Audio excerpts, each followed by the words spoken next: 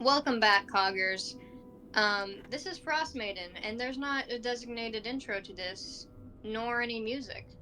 Um, say welcome, my Coglings. Hi!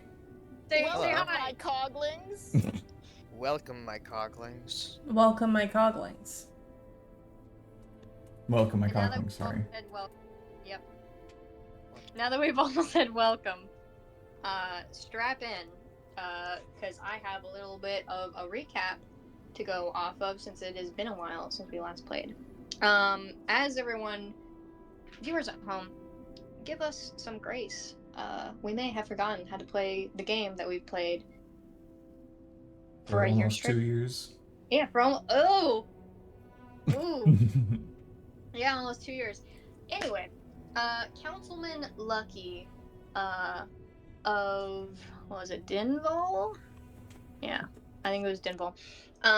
You guys went into the new town on your way to get to the mountain, where you can find the gate and enter the mountain so you can scale it and defeat the Frost Maiden, who has locked the Icewind Dale and Eternal Winter and Darkness. And through your journey, you visited that town and you went on a bit of a scavenger hunt to see if you could find a more powerful ally in assisting you and helping you get to the gate, since you have several towns ahead of you still. So you met with Abaddon, a little owlin boy, who you learn is an orphan and also working with the Frost Maiden, who intercepted a letter um, to assassinate Councilman Lucky as you guys were on the way. I would say that Take and Abaddon created a sort of relationship there. I think Abaddon found a lot of comfort in Take, and Take kind of naturally um, mentored him in a way, and he kind of calmed down a little bit.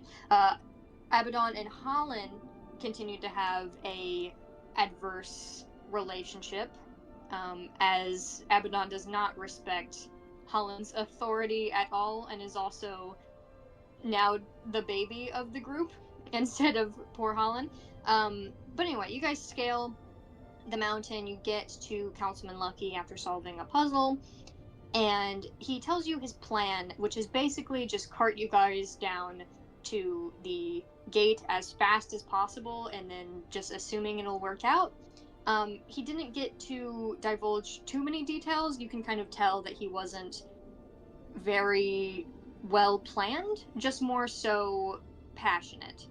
And with that, we had a flashback where Ume talks to a powerful woman, the councilwoman of her starting town, who offers her a job to basically keep prisoners in line and enforce in such a vulnerable state that the Icewind Dale is, basically keep people down. If they're stealing, send them to prison. If they have keys, take them from them. Weapons, take them from them. Disarm the masses and keep them in line, basically.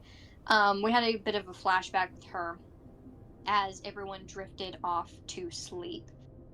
And then a scene where no one else saw. We have Councilman Lucky sleeping at his desk, and a door appears behind him. This is my flavoring of, I forget what the spell is called, but like dimensional door, I think. Kind of a higher level wizard spell. But yes, and you didn't see the conclusion of that interaction, why that door appeared or anything, but you can certainly assume. So here we wake in the morning, although because you are in an underground sort of shelter, you can't really tell it's morning. It's more so that you naturally wake up and feel well rested. And before I start like describing anything, is there anything anyone wants to do as you wake up in the morning in like your comfy guest rooms. Not for me. Okay. I do a big stretch and I go, good morning, everybody. You know, Awesome. it's This crazy. joke is back. Is that what's crazy is that that's what I was gonna say, and I was like, don't say that. That's stupid. It was stupid. I'm glad Val I is said Andy without restraint. it. Yeah. Okay, yeah, just making sure. I know it's been a second, so I don't know if anyone was like, oh, I forgot to do this thing. But anyway, each person wakes up. I think there was something we forgot to do, but we can't do that now. No. Yeah, there was a big thing that every single one of us forgot to do until it happened. Oh yeah, also Councilman Lucky called for his assistant, his secretary Celeste, to come get Abaddon in the morning. Awesome, yes, she's gonna show up. She's double jumping and dashing up the mountain. Yeah, once again, Councilman Lucky has not been seen for years and years, and no one's been really allowed in his secret hideout, basically. So to describe the scene, you guys all wake up in this massive underground bunker, and you can filter back into the main room, where you see the main room where you guys initially kind of sunk down into the ground. So there's this like spiraling elevator-like mechanism in the center of the room with a bunch of knickknacks and seemingly magical items or like artificer creations just lining the wall, a bit like the Wall-E, like what that looks like. That's what this room looks like. And in the corner of the room, at a desk, you can see just a like tuft of hair from Councilman Lucky as he is face down on his desk with a like blanket pulled over most of him. What do you do?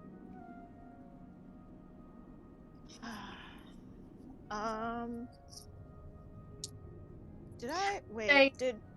What's up? Sorry, what? I was gonna say, I will say, just to paint a bit more of a scene,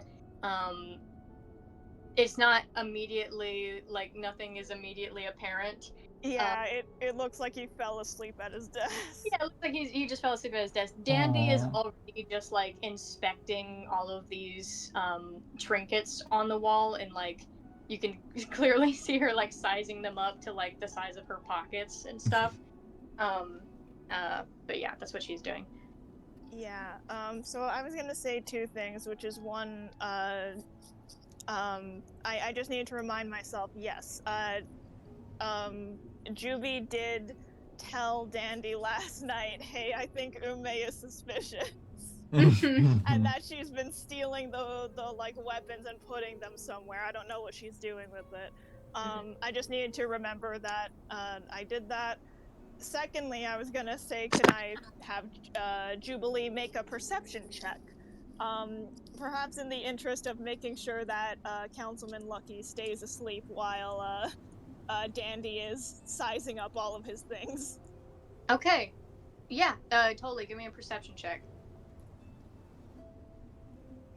Oh, first roll back. Here we go. Here we go. Woo!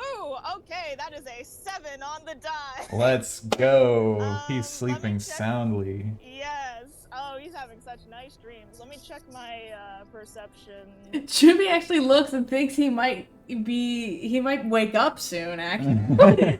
He's kind of stirring. Do you know how absolutely hilarious I would be if if you just walked over to him and like shook him a little bit and he was like, oh, what? Oh god, it's okay, entirely possible. Oh jeez. Yeah, we don't know. Maybe they just had a pleasant chat. Right. Juby is proficient in perception. Wait.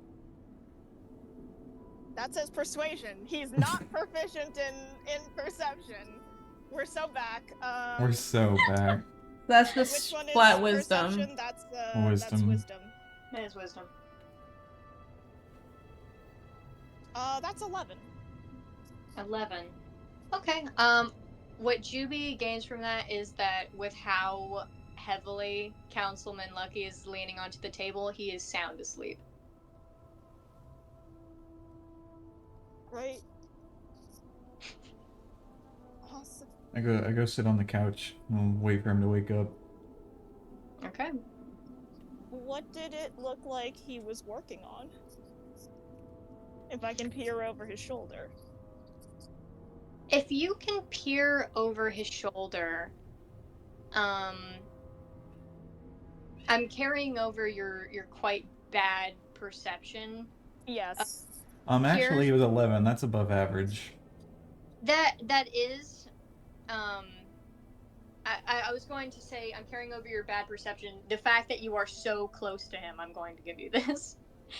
Okay, yeah, sorry. Juby is like, riding up, is like, oh, okay, you sound asleep. I'm gonna, like, draw a picture on his face. What happens is that you, just glancing over the room, you see how he's leaned over. And then you kind of sneak up behind him, thinking something mischievous as your counterpart, I would say, Dandy, is like looking over his items like to potentially steal them because he wouldn't notice. And you look over and you see paperwork. You see loads of paperwork relating to um, bills and laws that he is like trying to get passed.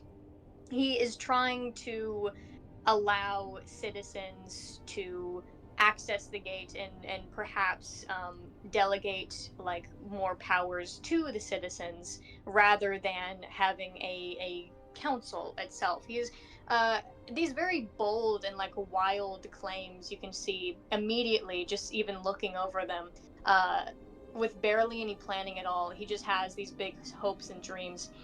um and then you hear like what sounds like water, like dripping. You kind of hear that drip, drip, and this sticks out to you because I think your first thought would be like a faucet, right? Mm-hmm.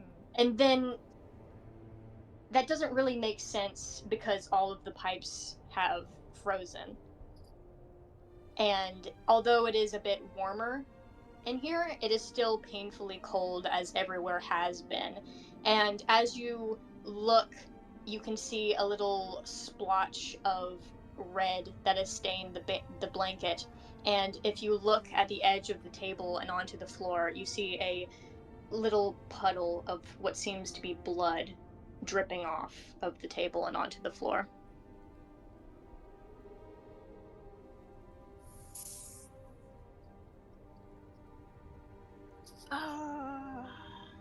Yikes. Yeah.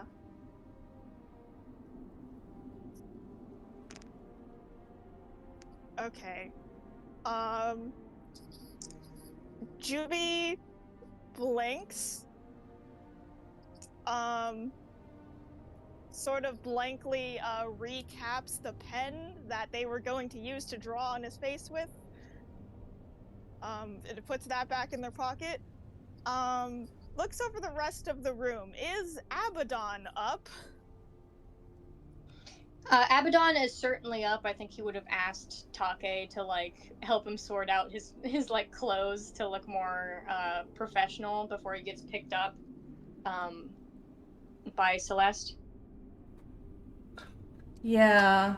Take would have done that. He would have like sat on his knees and been like, "I can give you practical advice in the matter." Okay, are they in the room? Oh yeah, I would say everyone has kind of filtered into the main room at this point. Okay.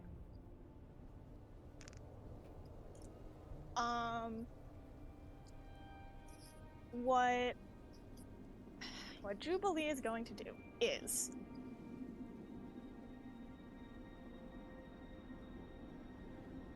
okay, I want to get Juvie is not not it would be a great idea for Abaddon to see like a dead body. You know, kids are pretty resilient, but they'd want to at least like ask everybody else first. Hey, do we think that we should keep him out of the room? Oh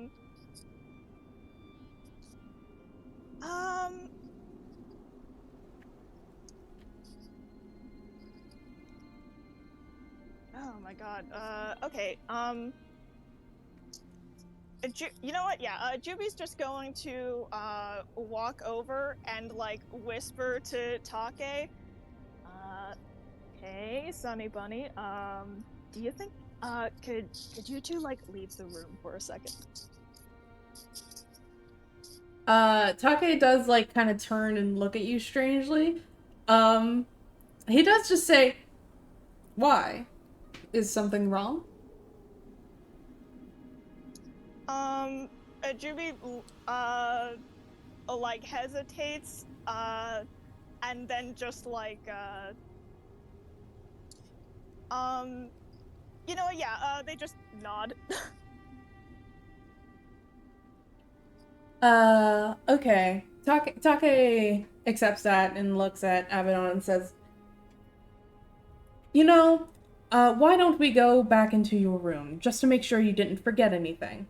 Anything important, that is. Material possessions are ultimately not important. But, you know, sentimental value and all that." It would be a shame to lose anything. A shame indeed. And he just kind of ushers him over to his guest room. Oh yeah, he follows him. He goes. Great. Juby awaits a few moments for them to clear out. And then like walks a little ways back over, claps to get everyone else's attention, and says, "Hey, so we have a little bit of a problem, kind of a big problem actually."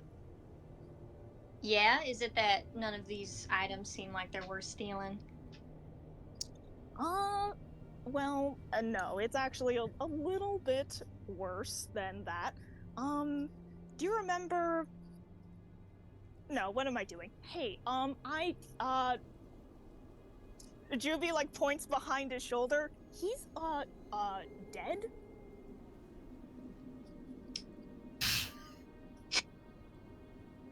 Which I'm, you know, sort of realizing in retrospect, Abaddon did hand us a letter saying he was going to be assassinated. Probably should have. That's that.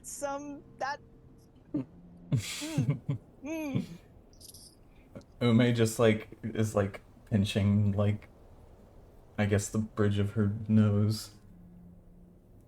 I think Dandy looks very concerned, like a kind of nervous, very clearly nervous smile, and she kind of like tilts her head over to Ume with like a question in her eye. Does this to Juby, not in a way to alert Ume of the fact that they're talking about her. Mm. Okay.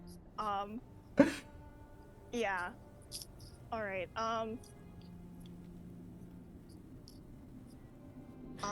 Yeah, so, Juby says, right, okay, you know what, actually, we should probably take a look. Obviously none of us did it, but, you know, it probably has something to do with that letter that we should have gone over with him. Yeah, maybe take off that blanket.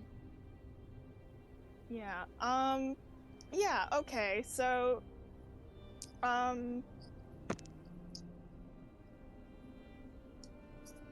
while walking over, Juby is also going to say, right, I'm not sure what we're going to tell,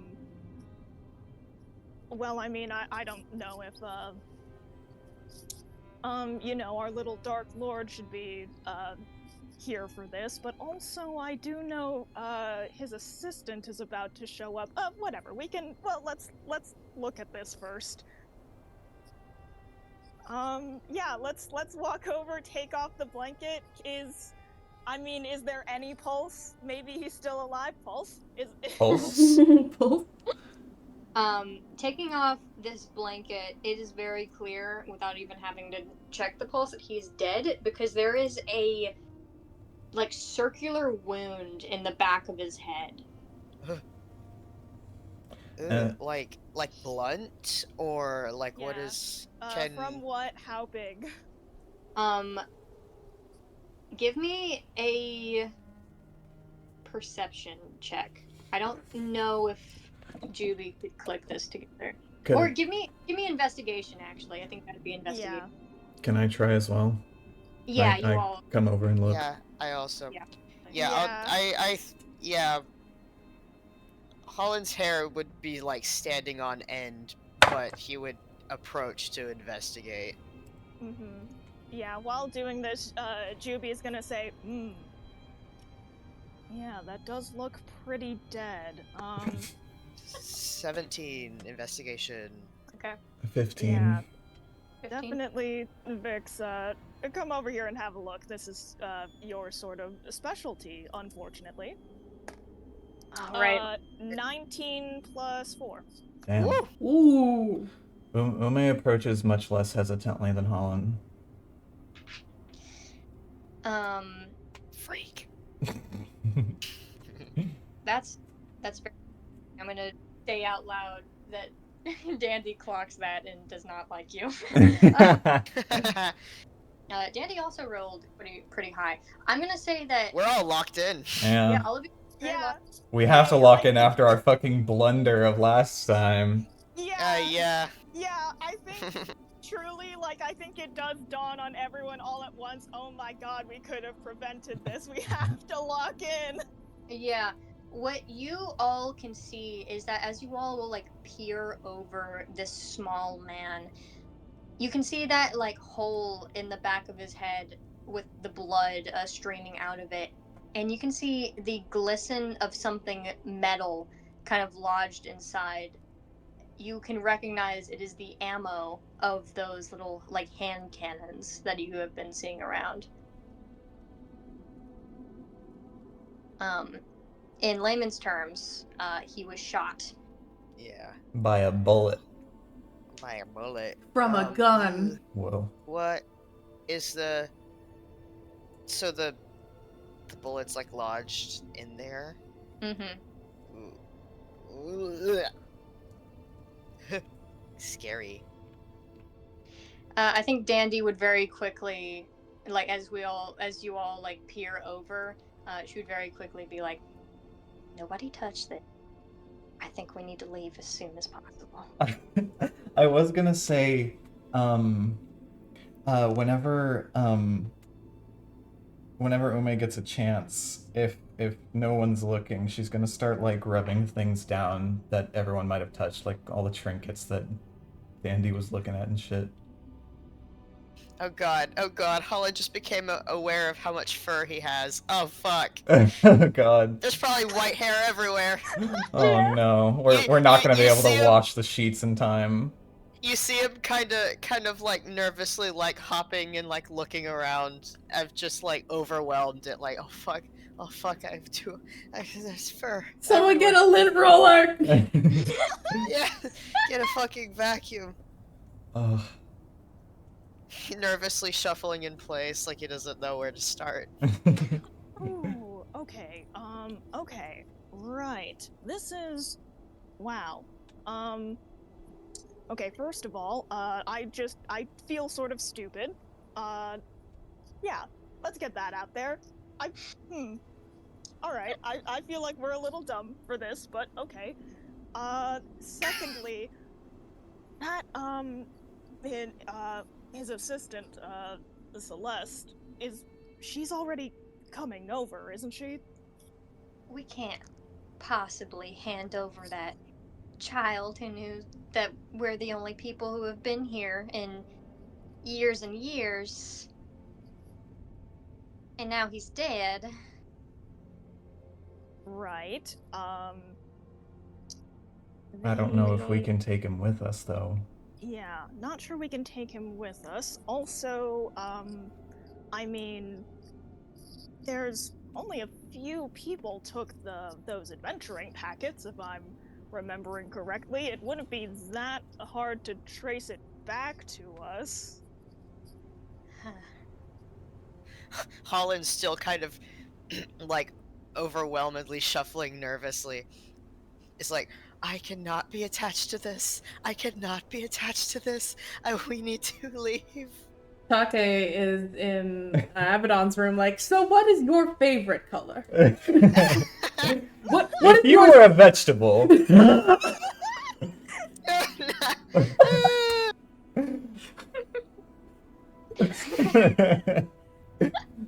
I would be a beet! Whoa.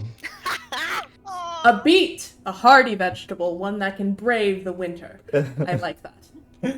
Oh, And I God. beat everyone else! Ah, yes, in a contest of might. Cut back to Hollin in a defensive stance. This is a political disaster. Yeah. I think Dandy would just look at Juby and say, like, listen, I think we can find some other place for the boy to go. I think our priority should be getting the hell out of there. We couldn't possibly, I don't know, pin it on anyone else, could we?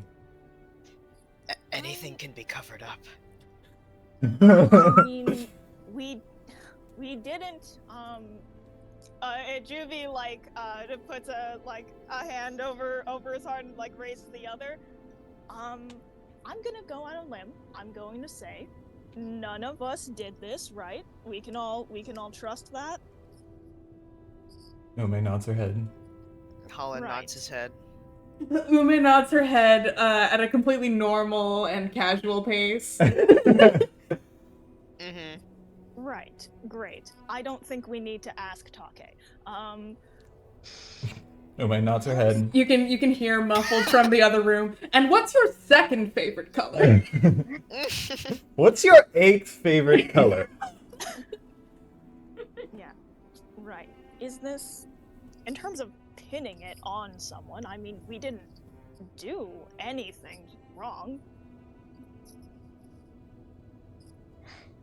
Yes, and the law is always fair and just and will believe us. Ugh, yeah. As long as we don't leave any evidence behind, they don't have anything against us other than circumstantial.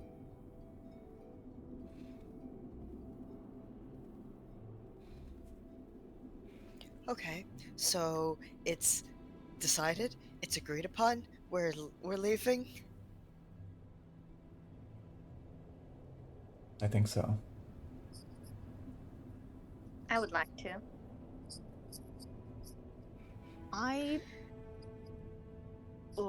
Okay. I'm mostly worried about what the townsfolk are going to do with their councilman dead. But I can also see that I'm being outvoted right now, and well, I can't exactly stay without this. I'm worried about what's going to happen to the people in this town if they. I mean, look, we don't know who did this, but this is just asking for some sort of like political power vacuum. People could really take advantage of the situation. I don't want this to happen, but I also don't want to be arrested.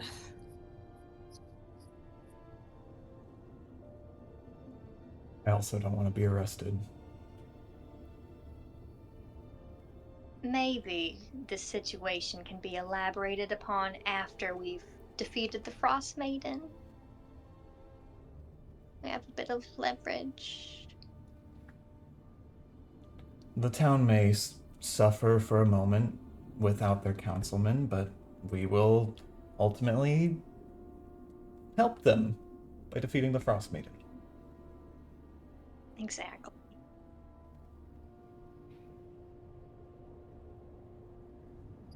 Ume's saying all this while still wiping stuff down. Yeah. She's got her Clorox wipe. I'm going to do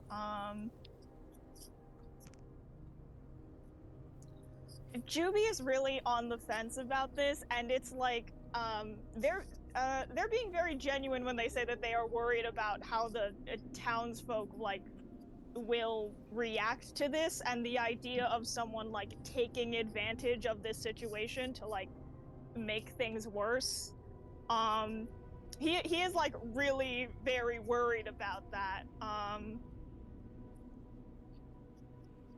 So, but like is also recognizing they're outvoted right now, and they don't know how they would handle the situation.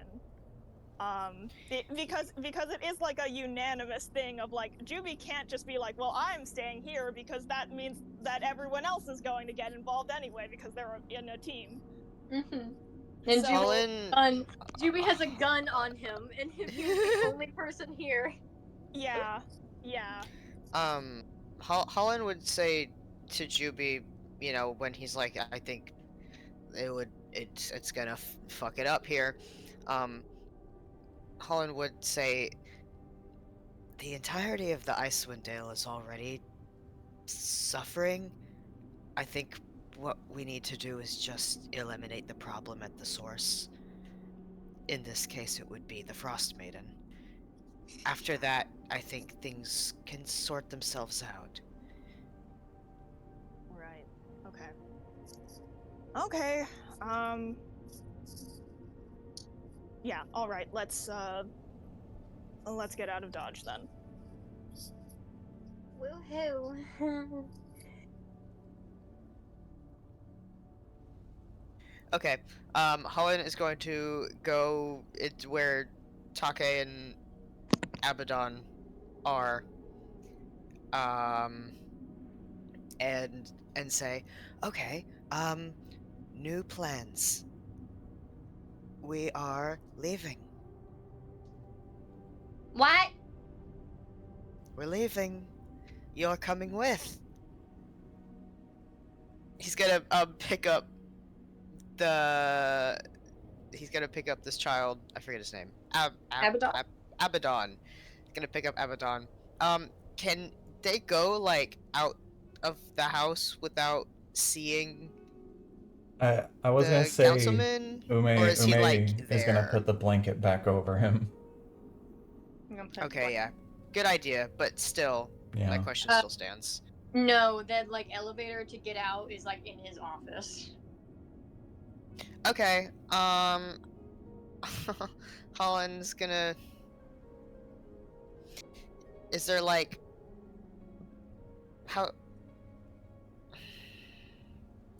When the blanket is on the councilman, is he totally covered? Yeah, it's not very obvious that he's like bleeding. Okay, that's fine. Yeah, he's just gonna pick up this kid and make a swift move to the elevator. Take Yeah. gathers up the stuff that they agreed that he would take and follows. Wonderful. I Okay. wipe the doorknobs. Wipe the doorknobs. When we're all together, Juby is going to cast Pass Without Trace. Ooh. Oh, Oh right, I have some bit, don't I? I think it might just also be Pass Without a Trace or something. Do I? I don't know. Yeah, I do. Whatever. I also have Silence and Darkness, if we need those. Okay. Wonderful. What happens is that, and is Take informed, like on the way there, is that going to be later? Is Take just like truly rolling with what's happening? Take's rolling with what's happening right now. Yeah, I mean, we're probably not gonna say anything in earshot of, Abaddon. Okay, wonderful. The scene that occurs then is Ume is frantically, but very coolly, wiping off all of the traces that she can personally see. Juby's casting spells. Hollin is Hollin ass. There it is. There it is. Can that be the title? Oh, Hollin ass. With Abaddon in his arms. Abaddon is just going like, "What? What's happening? I don't get this." And Take following behind, hands full of items. Dandy is also just like examining and like wiping off the stuff that she touched, following Ume's kind of footsteps there. And the blanket is placed over the councilman once more.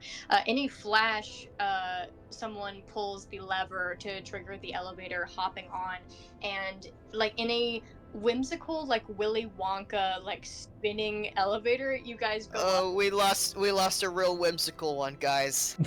Yeah. Fuck. Yeah, it just spins up in this magical contraption, and the second that you guys are up on the surface again, all warmth has dissipated, and the storm is even harder than you've ever seen before. It's almost as if a thunderstorm has been frozen completely. As you can see, lightning kind of illuminating the blizzard, and all of you just instantly feel this chill in your centers. And looking to the side, you do see the mentioned birds that Councilman Lucky had promised to you. There are 4 birds. I forget what they're specifically called in D&D, but they are like steeds. They're like very large. They're chocobos. Like Whoa. yeah, the chocobo. But yeah, you got these birds, and they're thrashing. These 4 birds are thrashing, being scared by the lightning and storm. But you are certainly free to take them if you would like a faster form of transport. Would this make us really obvious? Pass without a trace does make it so you can't be tracked except by magical means, and you leave no tracks behind, which is good for the blizzard. This is true. Well, all right. Are we hopping on some birds? I think we should hop on birds. I think we're hopping on some birds. There's 4 birds, Yeah. so we'll have to double up a little bit. yeah. Okay. I'm assuming bunnies together. I was thinking Take could ride with Abaddon. Unless Hollin really wants to take him. Nah, he's okay. Yeah, you said that Abaddon was still confused. I think Take would, try to keep him rolling with some, like, there are many things that will happen that will change your plans in the future, but the first thing that you need to know is that you can always adapt to your situations, and that There are 6 of us, aren't first of all, you need to keep a calm head. Can you do that for me? I think so. Good. And he kind of tosses him on the bird and jumps on after him. Great. You toss him, and he has wings, so you toss him in the air, and he kind of just stays in the air. Yeah, I think Juby would very quickly and very vaguely say, like, yeah, sorry about the abrupt change of plans. Someone sort of dangerous is seemingly trying to get at us, so we're going to regroup somewhere else. An enemy? Yeah. Yes, definitely an enemy, so we have to regroup and then make a plan of attack. I understand, although they would be no match for me. Yes, exactly. We're just making sure that they can't sneak up on you, since you would probably fell them in battle fairly easily. It is good to keep your king in check, my dear jester. Oh, I'm the jester again. Awesome, great. Yeah, I love how we all forgot about that, because he said that, and in real life, I just went, ugh. I forgot he's doing that. Juvie claps their hands and it does like prestidigitation or like a thaumaturgy or something to like make little fireworks pop out, but really quietly. It's like little colors and it makes like a little bubble noise instead of a firework noise. Cute. He's entertained by that. We should get a move on. Yeah. Wait, 4 birds? Who else is doubling up? I think I thought that Juby and Dandy should. I Yeah. also think that. Because I I ship think it. that. Uh, That would be better at any other time. Too soon. Cause I totally ship it. OTP. OTP. Yeah. Alright, cool. For a more lighthearted flair, who's in the front, Juby or Dandy? And which one's holding on to the other? Let me roll some dice. Odds, Juby's in front, evens.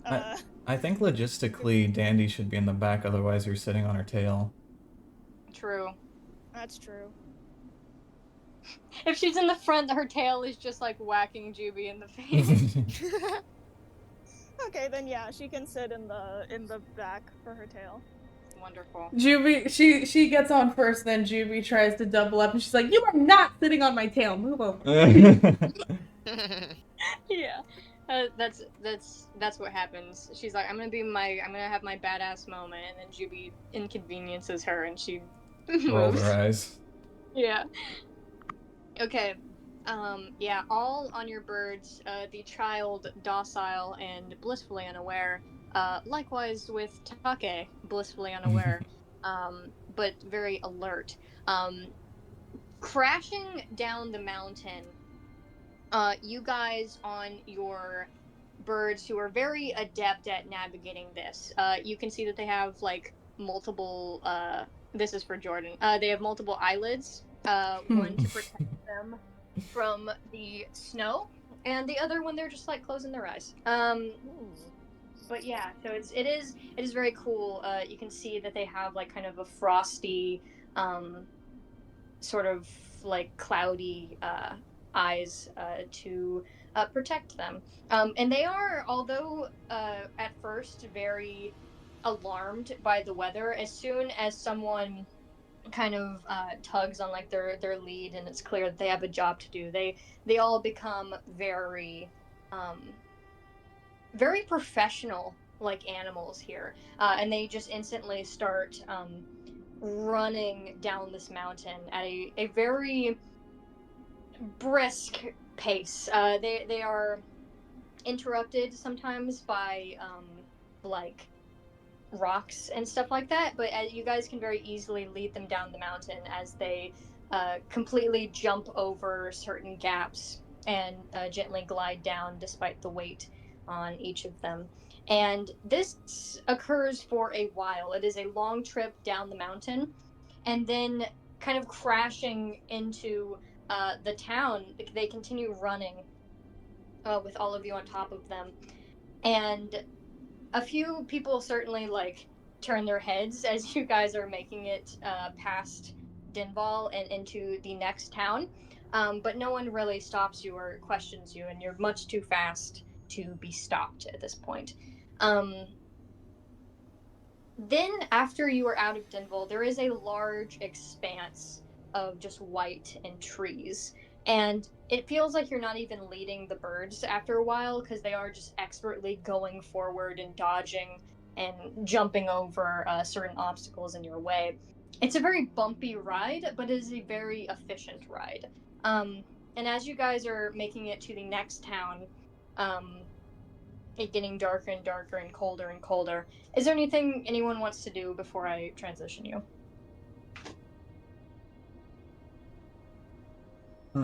Don't think so. Okay.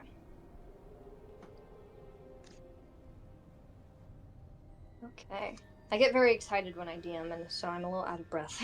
You're good. Aw. Understandable. Chelsea does that like every other day. I do. Anytime I explain anything. Very true. Okay. Yeah, so I'm just going to assume that the ride is mostly silent, besides the squawking and irritated sounds of the birds when they get interrupted in their sprint, um, and the crashing sounds of distant lightning and blizzard. Um, After a while, you see these fiery hot torches that lead the way into the next town. And let me read my notes real quick. Alright, actually, can we take just a real quick break? I need to pee now. Yeah. Okay. Totally. I'm gonna read my notes. Alright, bye. Bye! Welcome back, Coggers. As I was saying, you guys are all riding these steed birds, in the infinite white, it seems like, until you come across a line of torches, flames that don't seem to go out in the blizzard. And these torches do go on for a while, so even with the change of scenery, there still is that long, wide expanse with trees becoming sparser and sparser. The more torches are laid out as a more common civilization um, comes in. And you approach the town of Targos. What you first see is in the distance, you can see the town coming up, and you can see that it's very illuminated from a distance, with many smaller, more rudimentary buildings, but still quite a large city. You know that many people live here. And as you encroach, you become closer and closer. You notice that the snow, the blizzard, has turned into harsh, hot rain.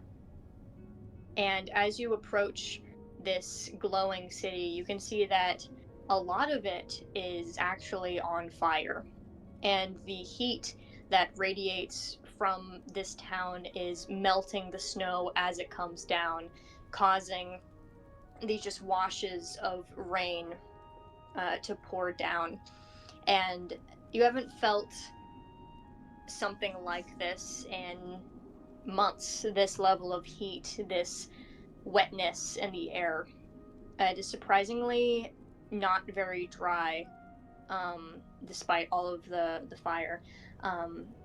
But this fire seems to be struggling to be put out.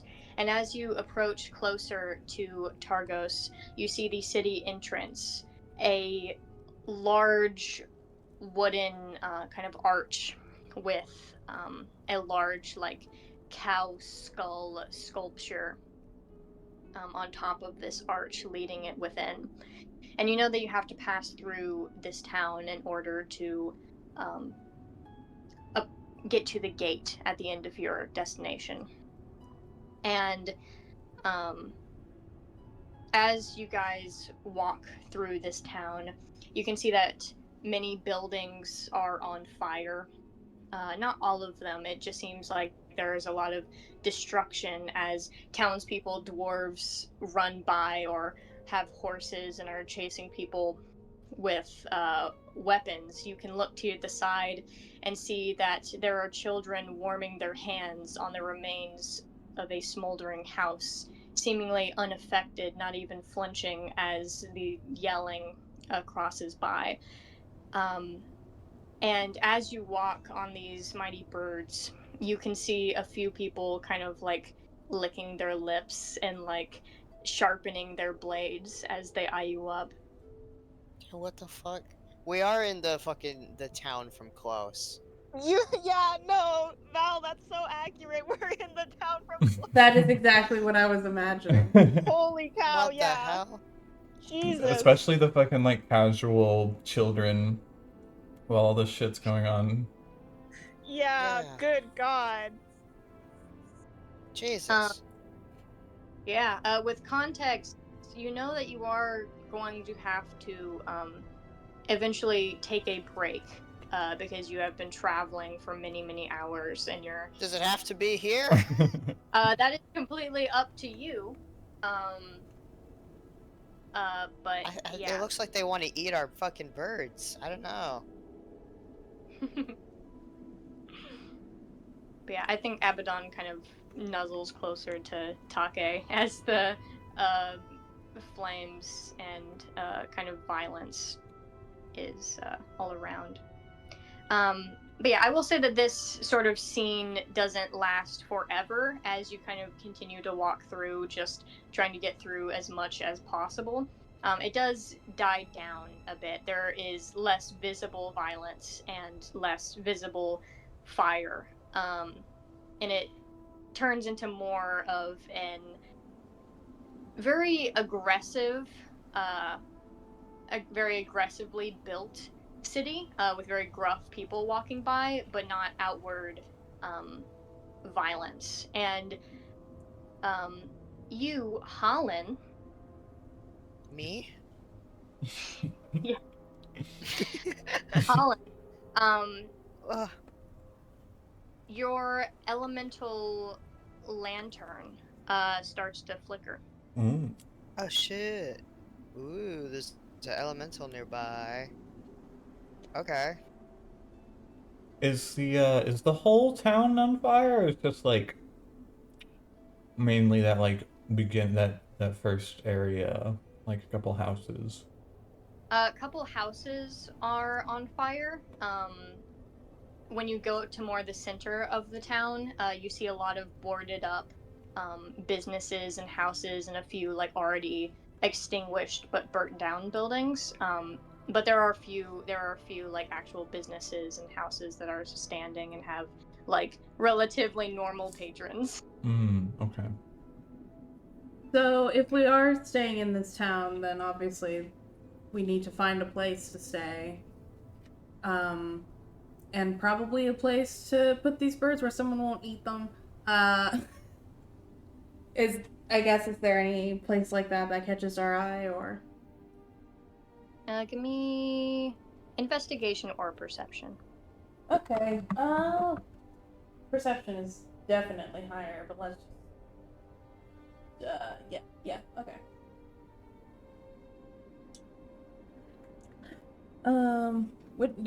Which one's yours? I don't know. I use this one though. Okay, I'll use this one.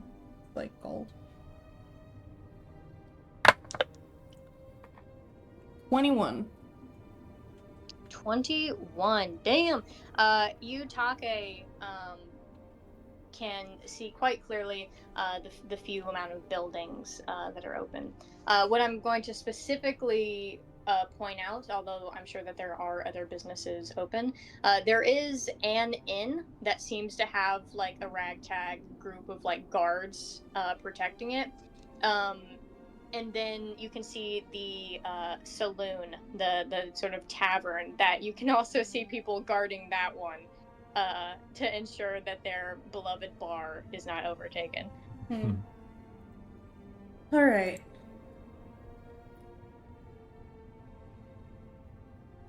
Yeah. I guess we're just walking through town. Take points out the relatively secure inn as they pass by, and he just asks, "This place looks stable enough. Do we think that's worth chancing?" Is it like nighttime now? Is it getting dark? It's always dark. There is no sun. That's true. That is true. You got me there. What you It's got stolen. Yeah, what you can feel is exhaustion. That kind of tells you it's late. Maybe we can find like a barn to stay in. Sleep with the birds. Yes, that way we'll know if someone tries to eat them. A barn? Okay, in my mind, he gestures with his hands, and then he moves them over, barn. Up.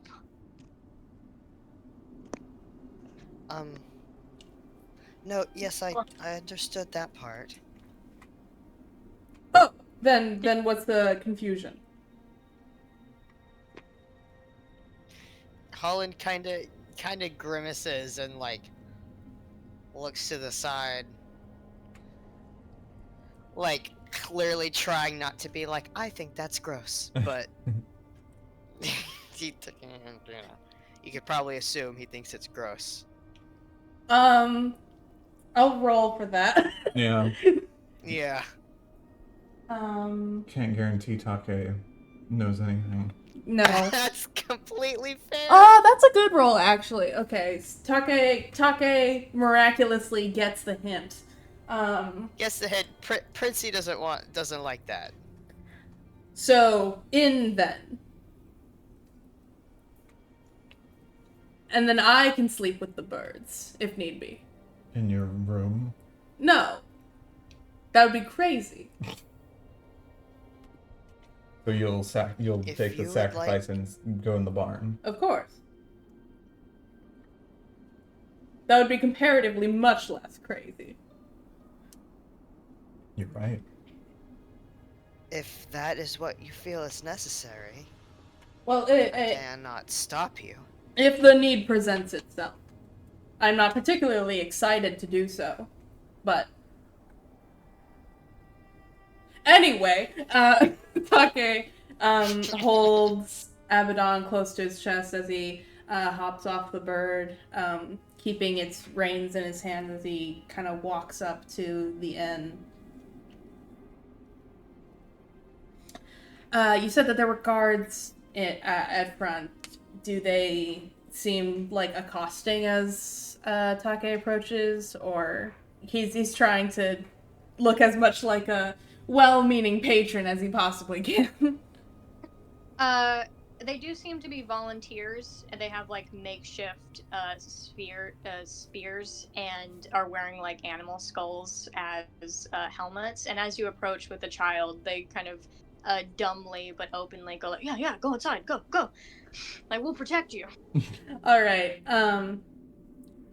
Take just kind of like dumbly hands the reins of the bird over to somebody who looks like they know where to take it. And then that's how we got our birds stolen. That's how we get our birds stolen. Yeah, I guess hands them like a silver piece or something just to make sure it doesn't get eaten. And that's how we got our birds stolen and lost a silver piece. No, don't worry about it. And he goes ahead and walks in, kind of like jerking his head indoors to, invite other people to come in. So it's not just him and a baby walking into a potentially dangerous location. But, you can take it or leave that invitation. Yeah, I'll go. Yeah, let's all go. Yeah, we're hey man, it's okay. We're going. Yeah, you guys can walk into the inn, and there is a heavy-set dwarf woman at the bar with like a beard and like a mom like heart tattoo on her shoulder, and she says, "Looking for a room?" Yes. How many rooms are available right now? I have a party, you see. We can, of course, double up if need be, but I just, am wondering. Not many people are coming to visit. This is more of a shelter for people who have lost their homes at this point, so my rooms for purchase are about 10. For purchase, not permanent, though, I presume. We are only in town for a short time. Yeah, well, this inn hasn't been used as an inn for a few months now, so if you wanted to purchase a room long term, then absolutely. But yes, I can house you for short term as well. Great. Well then, other people are in here. You guys said that you all came in. How many rooms do you think that we need? And he is addressing the group. I don't really want to be in a room by myself at this point in time. Take nods, Why? understanding. Well, you see, Abaddon, this can be a dangerous place, and there's strength in numbers, even when you yourself are strong enough to take care of things. Do you understand? Oh, yeah. Wonderful.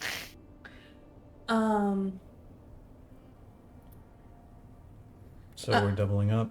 Yeah, it seems so. Alright, and there's 6 of us, so, 6 divided by 2 is 3. that's very true. Ume, thank you very much. 3 rooms, please. She like whispers in Yeah. Take's ear. She goes, All right. 6 gold. You see, I gave the gentleman outside 1 silver piece.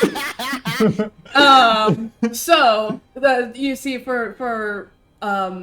to house my mount on my way in. So I actually have exactly 5 gold pieces and 9 silver pieces on my person. Will this suffice?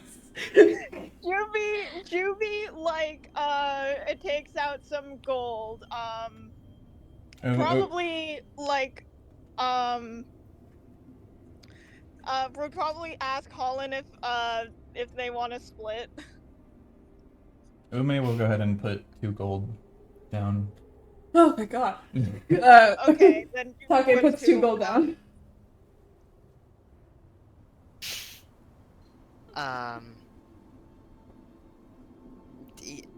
How much do we need left to? Yeah, it's 2 gold per room, so. Well, it was 10 gold, right? No, you said Wait, 6 I gold. thought we I don't were- know. Well, never mind. Gold. yeah, 2 left. Well, Yeah, sure. Take did 2, Ume did 2, and then Juby did 2, right? Yeah. Yeah. Oh! Two, They did say three. 6 gold. Yeah, so that's 6. Oh, I guess that's all then. Wait, okay, hold What's on. the what? Wait, math? 6 Yeah, gold, we're 3 rooms. We're doing three rooms, two 2 people gold in per each. room. Holland starts fishing for gold, and he goes, wait. And What's- there's already what's the 6 gold. doubles? What's the double? What's the doubles? What's the pairings?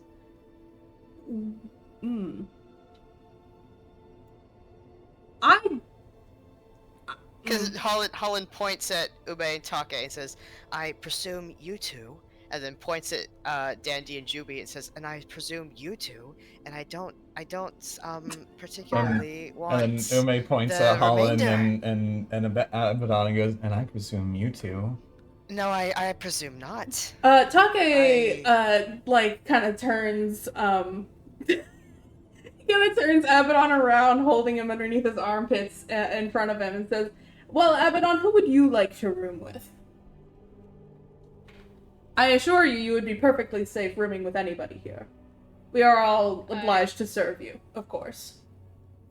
He points at the dwarf woman and goes, her! You cannot room with her. You have to room with one of us. I'm sorry. But she looks so much stronger than everyone else. That's such a good point, but she's there to protect everyone. Do you understand? I don't know. I could take them. Holland clasps his hands together and says, may I propose 2 rooms, 3 in each. That seems very cozy. Ume takes her 2 gold back. I mean, I'm fine with that. Yes, I suppose I, that I would just, work. I just think it's important to be careful, especially when we decide to go to sleep. This is very true. All right then. 2 rooms. Would that be 4 gold? Because he leans over to Ume. 6 divided by 2 is 3, and I actually that's not how that. It's Wait, 2 rooms. 6 divided by 3 is 2, and 2 times 2 is 4. That's what it is. Yes. All right. You got it. I know I. Yeah, that'll be 4 gold. Perfect. Take puts 1 gold down. What? What do you... Everyone put 1, and then it all adds up to 4. No, you keep that. It's already 4 there. You Oh. already gave 2. What? No. Judy already gave Wait. 2. No. But then it won't be fair. I mean, you can give her 7 more gold. With 7, Yeah, give her your gold then. I don't want to. Fine. 2 gold, and you will pay me back. I don't know about that. Someone pay me back. She very quickly takes the gold and slides it off the counter into her hand. I'm so sorry Quickly. about the confusion. As you can see, between me and my sister, math is very hard. Yeah, well, I've never really interacted with bright people. That's perfectly okay. Odd question, are you any good with your fists? He No. kind of like breaks into a big grin and is like, "Why?" Well, 2 days from now, there's the big, championship takedown, and, anyone who can defeat our, champion, will get it's a little artifact. I think it's a little, key thing. There's some posters, in the foyer, and, feel welcome to enjoy our amenities. We have coffee beans to chew on. We got a bucket to spit in. We got some sand. You're really trying to class up this place with words like amenities and foyer. I want to run a respectable place. Can't blame a girl for trying. But 2 days from now, I'm not sure we'll be in town for that long. Well, just offering. Of course, and thank you for your offer. She kind of just nods and puts her coins in the in her like cash register. I guess what she does mean is 1 day from now, counting the like day that it currently is. So tomorrow? But anyway, yeah, tomorrow. Sorry, I had it written down. I have a feeling that when you say 2 days from now, you The- actually mean tomorrow. The clock strikes midnight and we see the number go on the poster go down from 2 to 1. Yeah, no one in this inn is very good at math. No. Have school here. They only have gang wars. Fuck. They only have fish. Yeah. Which is hilarious because it's herringons. You'd assume we'd be good at multiplying, but you'd be wrong. Oh god. That's not the first time he's made this joke. Other people find it very funny. It is very funny. Yes! He tries to go for a high five. Oh yeah, Jimmy high fives him. Yes! Wonderful. Alright. I want to look at the poster, if there's any extra information on there. Yeah. There is, Yeah. As you guys walk past the opening desk, there is a wall that says like current events, and it's just all of these posters. Um, and it is a poster that says defeat our big guy. And Yes. it says defeat our big guy, and it's a kind of crudely drawn like ink drawing of like a very large looking ice elemental. Oh. Ume, Oh shit. don't you think that guy's big? I think factually he is very big, yes. Seems like a big guy. Hollin is staring at this poster. Yeah, there is also... Hollin points at the poster and goes, excuse me, how long have you had this big guy? Not long. He was kind of walking around all free, and he was kind of freaking people out, so we captured him and put him in the ring. That seems Hollin inhumane. looks at her. Hollin looks at her with big wet eyes. Yeah. Sorry, because that seems inhumane. Yeah. Where is he now? Well, the fight that happens in the kind of lower layer of the saloon. I know that the guy there, Talon, he's pretty hush-hush about it for foreigners. This is more of a local tradition, so it might be a little tough to get in if you want to see him. Why? That sounds like a dogfighting ring. Why are you giving a We key? usually have like really big dogs, but we ate all of them. Oh. And you're just giving a key to anybody who can fight and defeat this big guy. Well, yeah, I mean, we don't really know what it does. We don't really have money, so we've just been finding like artifacts that might be magical in some way, and no one's beaten him yet. We do this like every week. No one's beaten him yet, so we haven't had to find anything else for a reward. What'll happen to this guy, if, someone beats them? Do they just go on their merry way? You mean like we release the big guy? If someone beats him? Sure. Is that what happens? No, I mean, we'd probably just heal him up and then like make him do it again next week.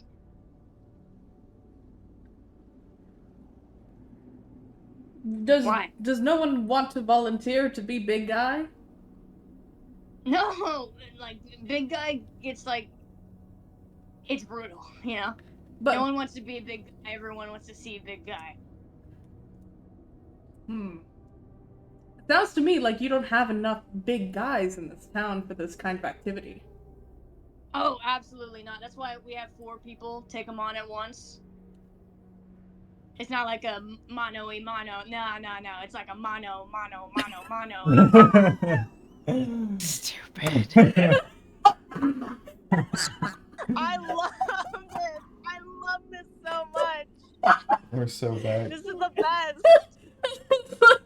Mano. It's like mano, you mano. Mano. Oh, fuck. That's like 8 monos. Yeah, well, big guy defeated.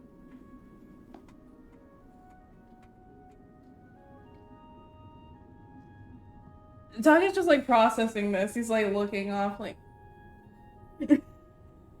so many monos. Okay, we will participate. Oh yeah? Yes. We can sure try. I mean, we will participate no matter what. Well, we have to. They usually, I don't know if you've heard this, but they don't usually let foreigners participate. Oh. You're gonna have to talk to Talon about that.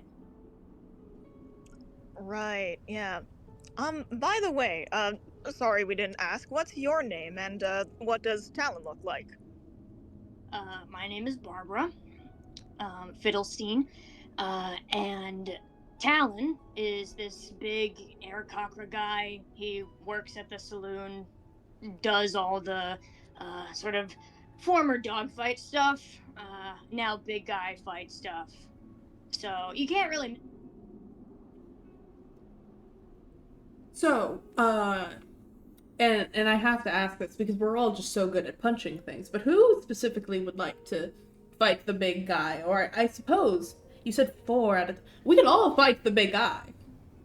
There's 6 of Yeah. us. Well, he's like dividing it so that so that Abaddon is not included and also Dandy is not included, and it's like all of us.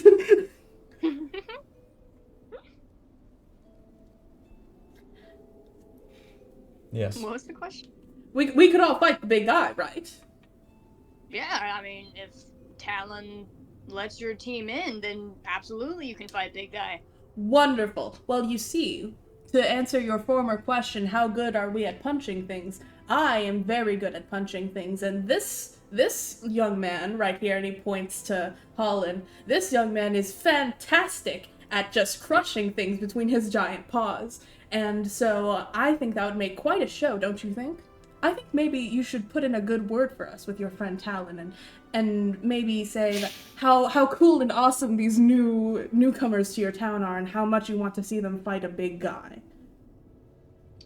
Give me a persuasion. Persuasion. was... No, never mind. What's up? What? Holland's paws are only big when he's beast mode shifting, so his hands are very small right now. You definitely want to see how big this guy's paws can get. He's a... No. Alright. He's the biggest guy. He is the biggest one. Fuck, I have to honor the But cock. you have to honor the cock. God I'm damn it. sorry. That was an 18, but it was cocked. 12.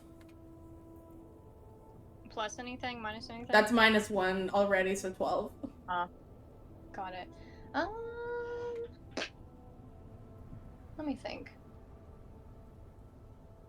I think she kind of eyes you up, and she says, listen, I can surely try my best, but me and Talon aren't close like that. I don't know how much my word would be, but if I visit in the morning, maybe I can.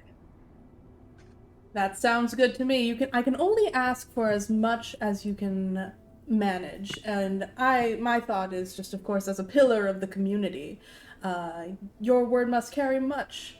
But, of course, no expectations. We're just glad to be here. The people's words who carry the most are the ones who are holding knives to your neck, so I don't know how much my honorable cause will go, but I understand.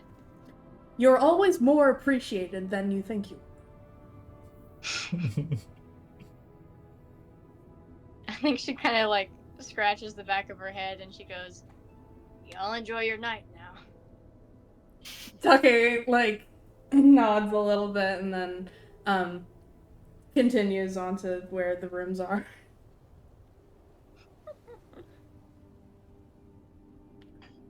Alright, you guys, rooms, 2 rooms.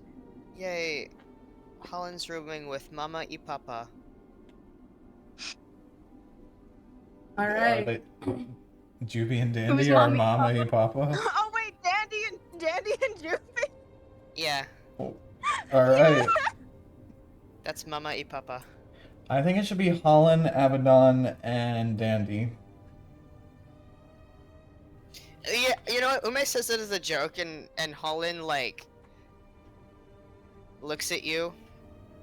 For a second, you don't know how you know this, but for a second, he imagines you being exiled. You just see it in the reflection See it deep in his beautiful eyes. Yeah. You can tell that he's in just a second. He's imagining an elaborate scene where you are being exiled by him. I'm just imagining him just pointing to a door and Ume just Yeah. sadly walking out. Yeah, banished. She like sadly turns away with the biggest frown on her face, and then Yeah. Holland's just Like like, the guards! ants. The ant carrying the bindle. Yeah, the ant carrying the bindle. Yeah. Precisely. Great. Yeah. All right. If Mama and Papa consent to having Hollin in their room, then I guess Take and Ume are babysitting duty. Yeah. And I think Hollin just starts following Mama y Papa. I think as you're following them, Dandy would like side eye and then whisper to Juby, like, "Is that guy following us?" Ume leans over to Take and yeah. goes, "Did he call them Mommy and Papa?" He didn't. Why would you say that? It He didn't sounded- say it sounded like he anything. said that. He didn't say anything. Did you hear someone else say that string of syllables? It sounded like him. I don't know. Mama y Papa. You hear that? It sounds just like him. That was Abaddon, and he's right here. Oh right, I forgot that was here. Abaddon's just dancing in a circle around Ume and Take. All right. Take scoops him up and tries to get him situated. How are the rooms? I want to know. Honestly, the interior is honestly pretty nice. It's like a lodge, and it's very clean. You can tell that this Barbara is trying to, have somewhere very hospitable and very nice. Like even in the like quote unquote amenities, like the like she's got like a little sand pit for like kids and like the turtle Aw. like box thing. Like she's really trying. There's a lot of heart. There's like when you go into the room, there's like crudely painted like stars on the ceiling. It's trying to be very comforting and nice. You can hear like screams outside, but inside, it is very homey. Big old beds with big old quilts. Who the fuck just made the Marge That noise? was Val. Okay. I don't think I Sorry. didn't fucking notice that. I hope no one Haley noticed was that. gonna power through it. I was gonna power through it. That being a DM is just being like, you have to yes and, and then sometimes you have to go no. Moving on. Not even no, but Keep just going. like no. Yeah. Stop it. No. All right. Pretty nice. Yeah. Take tries to get. Is it 2 beds? I need meant to perfectly imagine it. I think like it is like one very large bed. All right. All right. Yeah. I was imagining two beds. No. That's fine. You're gonna have to sleep Well- at the foot. Juby and Dandy, get ready to be the coziest, comfiest you've ever fucking been. That's so funny because I think in the night, Dandy would be kicking blankets around and be like, "It's so fucking hot." Now he curls up into a little ball and y'all are sucked in. Oh. Sorry. Take gets Abaddon in there. He looks to Ume and says, sorry, can you stay here with him for a moment? I will be right back. What are you doing? I'm just going to go check on the others for a little bit, make sure everything's in order. Sure. Oh, right, we should explain to Taka. Oh yeah. Mm-hmm. Okay, yeah. Take leaves Ume with Abaddon, goes over, leaves the room, goes into the other room, walks in. Hi, everybody. What is going on? Oh, right. Okay, yeah, come in, sit down. Juby closes the door behind Take and says, right, so, we ran into a problem, and by ran into a problem, I mean in the middle of the night, someone, killed Councilman Lucky with a hand cannon. Oh, Assassinated. Yes. assa- Probably, assassinated. probably related to the note that Abaddon literally gave us. He kind of like makes a very surprised face and he like covers his mouth with his hands and he goes, "That's awful. I thought he was possessed by a ghost." You're your ghost. Now that He is a ghost. Now that you say everything, I see now that that's the more obvious conclusion, but at the time, I thought the only possible thing was that he got possessed by a ghost, and that everybody had to subdue him, and then we had to leave. But I see now that yours makes so much more sense. Oh, how frightening. Something has clicked in Holland's brain. A phrase has formed. A simple two-word phrase. Oh, dumb bunny.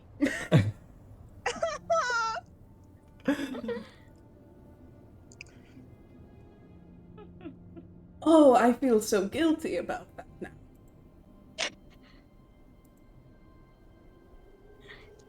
Yes, well, nothing we can do now. No, I suppose not. Why did we just leave, actually? Because the assassination would have been tied to us. Well, but we didn't do it. We don't even have one of those weird little handgun. What's a gun? Hand cannon thing. Right, but we have come across them before, and I mean, we were the only people in the room, and he was fairly well known for not having any visitors for several years. So the thing is, we don't know how anyone else got in. So suspicion would probably be placed on us. Personally, I did want to stay. I was a bit worried about, how the town would take something like that, but outvoted, which, yeah, for the safety of, our whole group and this quest that we're on, we did have to leave. Take processes that, and after a little bit of silence, he says, "What will we do about Abaddon? He was going to be taken somewhere safe, but now we're here, and will he be coming with us?" I hope not for the entire duration. Though, unfortunately, I think we just have to hold on to him until we find someplace that is safe. Happy Father's Day. What? He's talking, like, turns around and, like, looks behind him and is like, Are you talking to me? Well, yes. I mean, you're like the only one he's actually putting any respect or thought into. Well, I don't think. I'm not a father. I can't be a father. What and what are we going to do when we do find a place that's relatively safe? Leave him there? With no one who has any responsibility to take care of him? I mean, I'm sure he could go back to being homeless, but that sucks.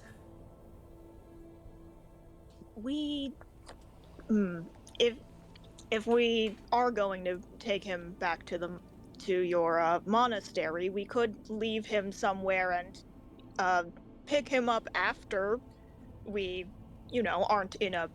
aren't planning a battle or a hike up this dangerous mountain. Oh, and I'm sure he wouldn't try to follow us or anything. I mean, That's fair. half of us are here because somebody left, and we are now following them.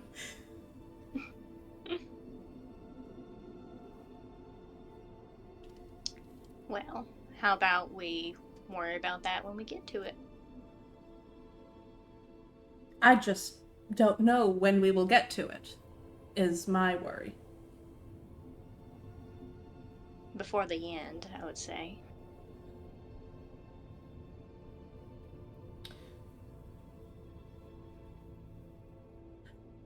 I guess there's no getting around it. I understand the situation.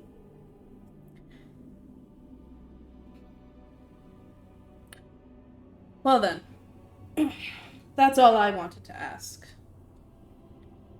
I suppose I will see the rest of you in the morning. I suppose. Correcto. Alright then. Oh, and please do scream if anything happens. You got it. At the top of my lungs. Good, because there's already so much screaming going around, so we have to make sure that it's as loud as possible. That's Yeah, true. good. You have to be like, it's Julie, by the way. Yeah, it's Yes, just... yes. I'll make sure to tack on a sort of signal at the end, which will probably be my name. Good, good. Very good. Or anyone else's name. Just something specific. That's true. Okay. If anything happens to one of us, I'll scream, "Ah, help! It's me, Hollin." Well, Honestly, that you would must. work. There's no practical reason why that shouldn't work. Alright, good plan. And he makes his leave.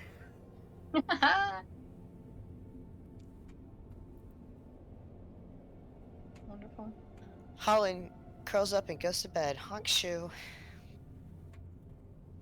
I think Dandy would want to talk to Juby once Holland's sleeping. Yeah. I think that she's using his like curled up body as like an armrest. Oh, I absolutely imagine, like, he curls up in such a way that y'all are so small you could use him as a couch. Just, like, lean against him. Is he Like, a deep sleeper? within the They could circle. climb on top of him. Couch son. Yeah. Couch son. Yeah. Juby snuggles back into into the couch cushions, which is Holland's chest, and rests like a little soda. And rests a little soda on the back of the couch. Gosh. Yeah, I think once it's clear that Holland is sleeping, she would look to Juby and she would say, "So, do you think it's actually possible none of us committed that murder?"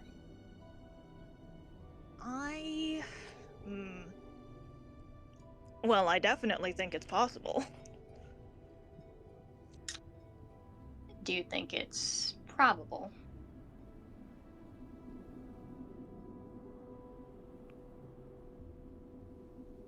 Okay, Chelsea is going to go into Juby's like mind and see what he's thinking.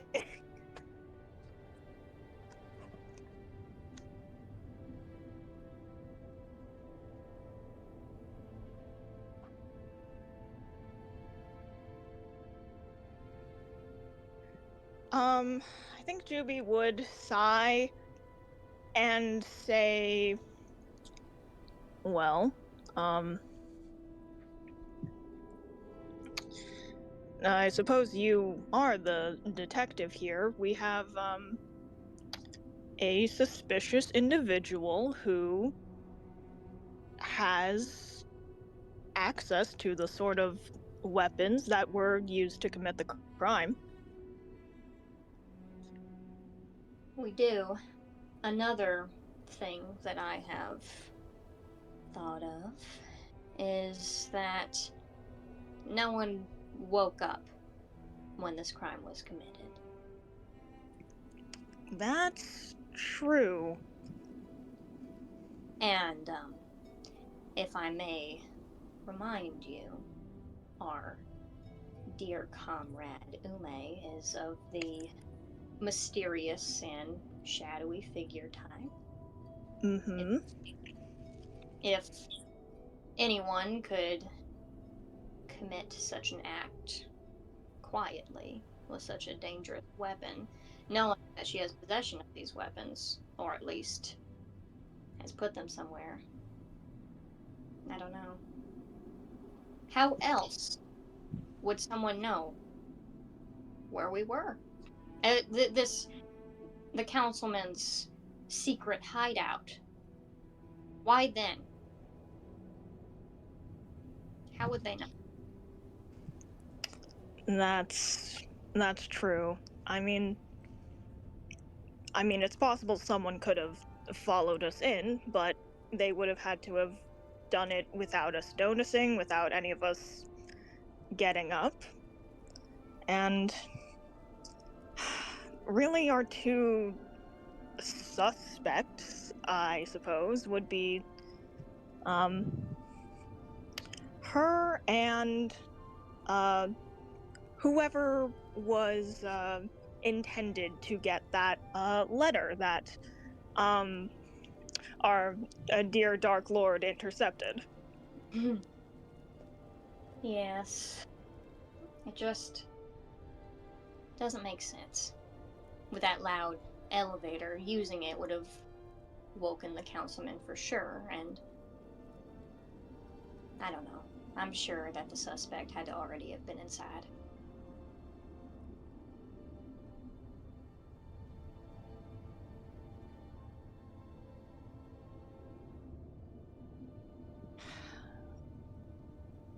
All right.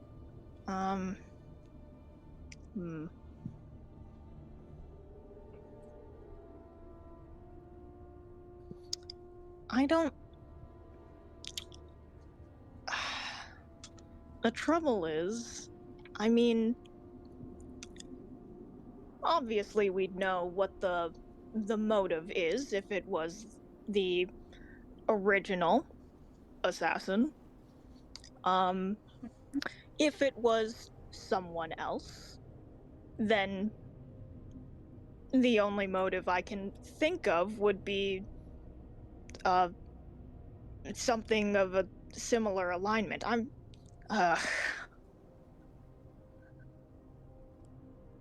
Juby. Mm-hmm.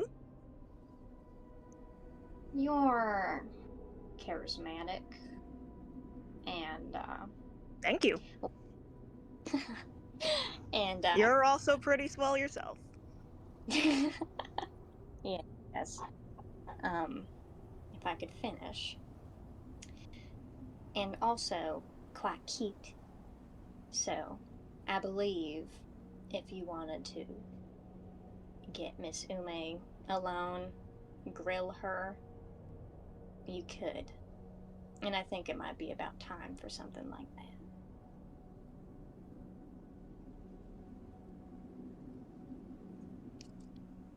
I guess we won't get anywhere without asking some questions. All right, that sounds like a good idea. And if anything goes wrong, I'll scream and shout that I'm Hollin.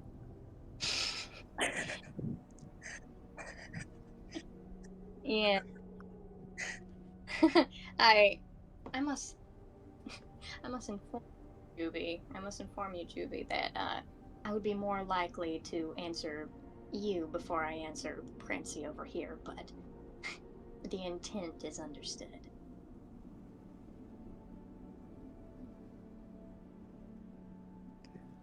Appreciated. All right. Well, yeah, let's just look out for each other.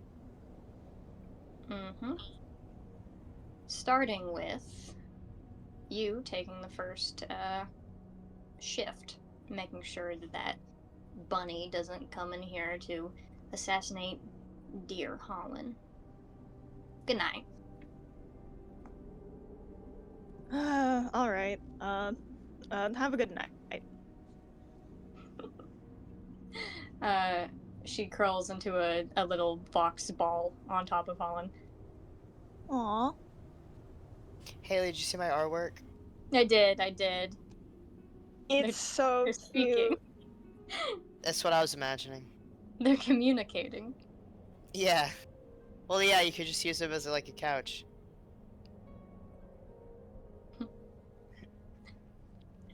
Alright. That's cute. We'd have time for that in the morning. I was gonna, like, ask around, hey, why does your town suck?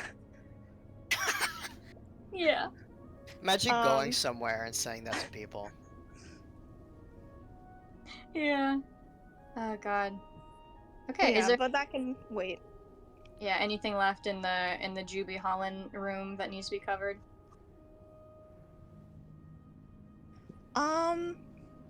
Oh right, there is one thing that I wanted to do, and this is actually the perfect time for it.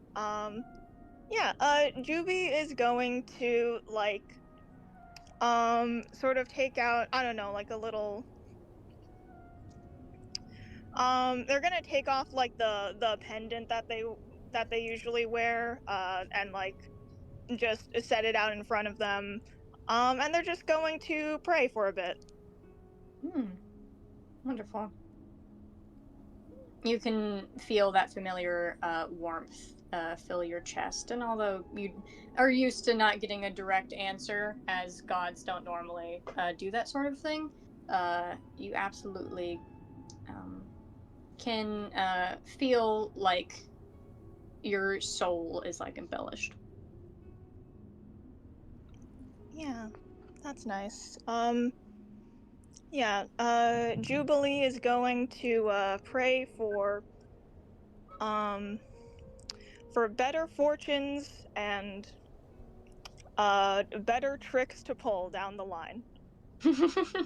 They'd like to they wish for good fortune, and like it's something about like it's probably some specific like a prayer that is like like shared throughout like this sort of that is shared throughout like this pantheon, that is just like basically a wishful blessing to not get tricked, but to trick others before they get you. Oh, Something like that. That's wonderful. That's wonderful. All right. Going over to the Ume, Take, and Baby room. Are they doing anything specific? Or just going to bed? They should probably take shifts as well. Yeah. I don't know if it matters exactly who's doing what shift. I'll do the first one. Alright. Yeah. They do that, and I can't imagine anything more exciting happens in the night unless our birds do get eaten. Taka's keeping an ear out for that. Listening to any screaming birds. Funny you say that. No, please. Please, I'm begging. Hey, Take. What? Give me a luck roll. Oh boy. You're about to have a fucked up. Don't blow it on it with your traitor breath. Blow it on it with your "you're my sister and you love me" breath. I was going to. Okay. Thank you. 16! That was gonna be a 2 before I blowed on it. It was. 16. That's a funny number. What the fuck do you mean by that? What the fuck do you mean by that? Okay. Oh, This is Haley so getting bad. you back for the evil 9. The evil 16! 16! So many more evil guys! That's like almost twice as much evil. Evil 9, doublet, give it to the next person.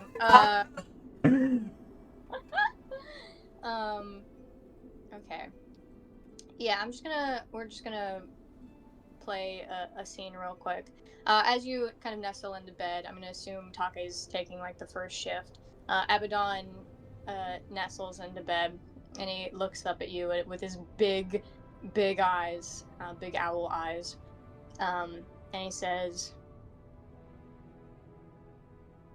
"Sir." Taka just kind of like looks at him and blinks. "Sir Take, I request a bedtime story." Sir, because of the night thing. That makes sense. Yeah. A bedtime story. Alright. What kinds of stories do you like? Do you have a favorite? Or should I just freestyle?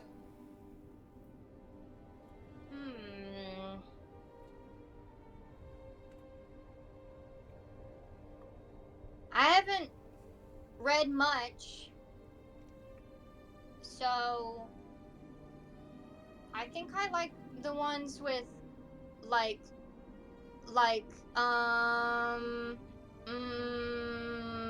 like princesses and knights and big halls and drag. Big halls? Like hallways? Yeah, it's a lavish way of living. Lavish indeed. Alright.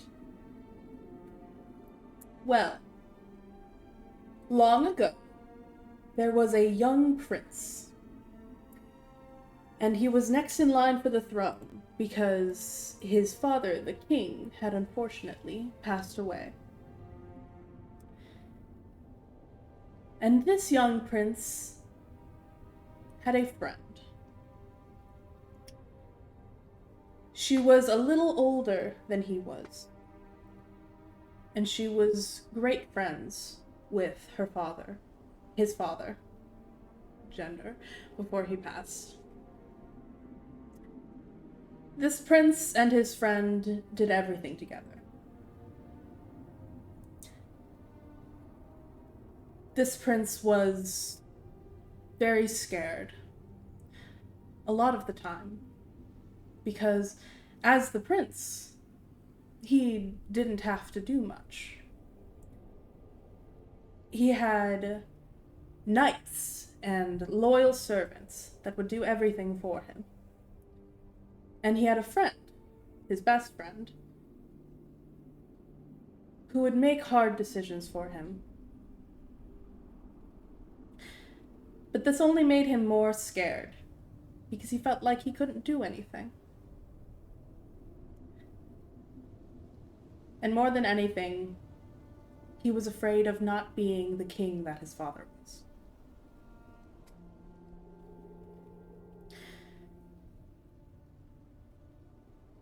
One day, the prince couldn't find his friend anywhere. None of his knights knew of where she was. None of his loyal servants could even recall the last time they had seen her without him there.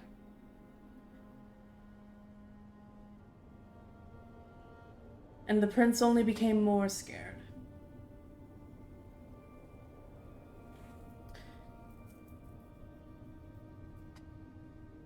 In his fear, the prince locked himself away. And he never came out of his room. He didn't want to rule the kingdom without his friend by his side.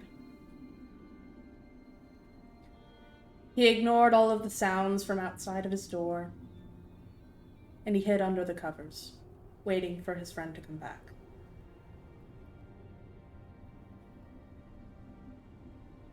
Then one day, a long time later, there was a knock. He ignored it, and then the knock didn't return for another long time. And then another knock, and a voice. It was the voice of his friend that he hadn't heard in so long. He threw over the covers. He dashed off of the bed. His legs buckled, and he hadn't used them in quite a while.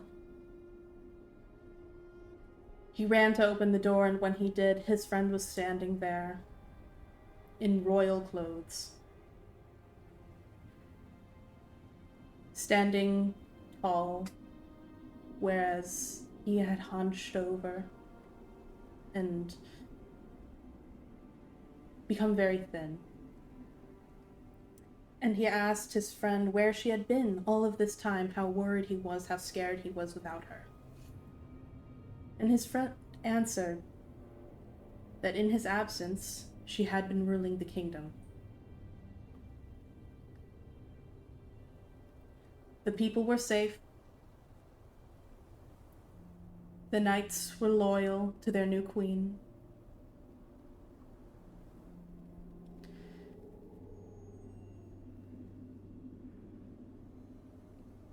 And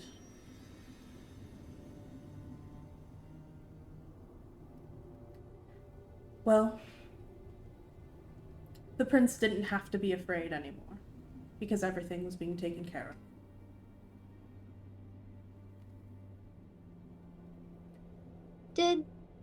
Did he help her too? Did he help her rule the kingdom? Yeah. No. He left. No one made him leave. He realized he didn't know anything about ruling a kingdom, and he realized he knew less about his friend. He left and learned. He walked in the woods and noticed things he hadn't before. He learned how the squirrels hide their food for the winter. He learned how the birds know their way back home. He learned how to do things. He never came back to that kingdom. But he made a new life, all his own.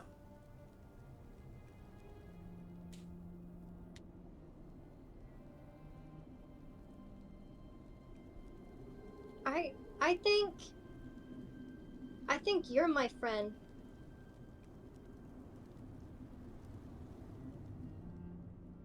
I want to be your friend, but do you think I'm like the friend in the story?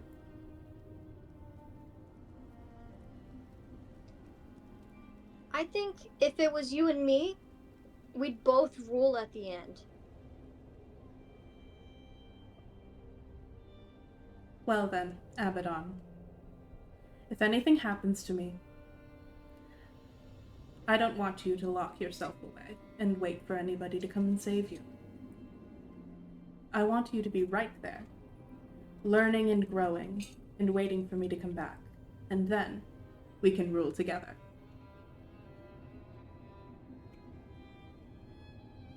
Okay. Was that a good story? I've never actually told anybody a bedtime story before. I've shared stories of great monks and stuff, but no princes or knights or anything. Did I do good? It's okay if I didn't do good. You can be honest. I've never listened to a bedtime story, so it's my favorite one. I guess that is how that would work. Well, next time I tell you a bedtime story, you can tell me if you like this one or the next one better. And then we'll see what your favorite is then.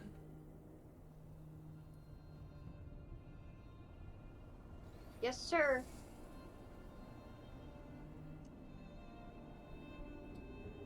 I guess I'm ready for bed now. Alright. Do you need anything? I can see if I can get you some water before bed.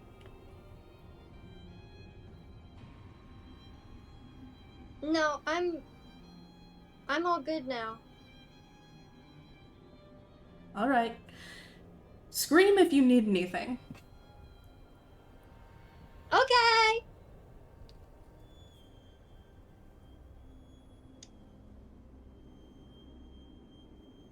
Good night, Abaddon. Good night.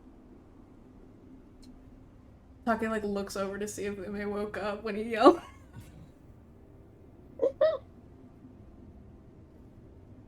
I'm assuming she's fine. He Yeah. like sighs in a breath of relief. Sorry, I'm like at a pause right now. That was like genuinely beautiful. Yeah, what the That fuck? was so good, Jordan. Where did you have that written down? I'm like, sorry. Hey Jordan, you've improved so much as like a player and the DM and everything. I'm at a pause right now. You've left me a little speed. I was gonna do something else. I don't care about that Oh anymore. my god. I feel like I've been like sent to a space like filled with endless stars. I don't know. Yeah. No. Yeah, that was I'll be real. great. I was like, did Haley tell Jordan ahead of time? To Yeah, I was prepare a like- story. When did y'all plan that? Yeah, I was Yeah. kind of expecting. I was just expecting like either Take like completely stumbles through it, or you just go like, okay, there once was a prince, and then you're like, and we can assume the rest. No. What the fuck? What the fuck is wrong with you? I was Jordan, that was such a like good. I started. I don't know when this happened. I only realized just now that I'm lying down in bed and the covers are pulled up to my chin. I legitimately, I straight up, I don't remember when I did that. Oh my god. Sure, I am really, really proud of you. Yeah. shit. Yeah, no, I was so flying by the seat of my pants there. I had no fucking idea what I was saying until like right at the end. God, no, no, that's Oh, you incredible. Take was like, I'm gonna rip out my soul real quick. He's a Sunstone monk. He does that all the time. Yeah. He wears his Jesus. soul Yeah, on that his was- sleeve and he beams people with it. Jordan, that was so beautiful that I like was so fully entranced by the story that when it ended, I snapped out of my trance and I was tucked into bed. Yeah. Well, Okay. I'm glad I did Yeah, good. Jesus. Good job. Yeah. Okay. So the child is sufficiently tucked into bed, and everyone can have a peaceful sleep. Ooh, okay, really quick. I need to use the bathroom again. I drank so much Okay. water. All Totally. right. Be right back. Yeah, we can take a little break. Yeah. Great. Maybe. Welcome back, Coggers. Morning dawns and there is no sun, so you just wake up. There's a sun in our bed.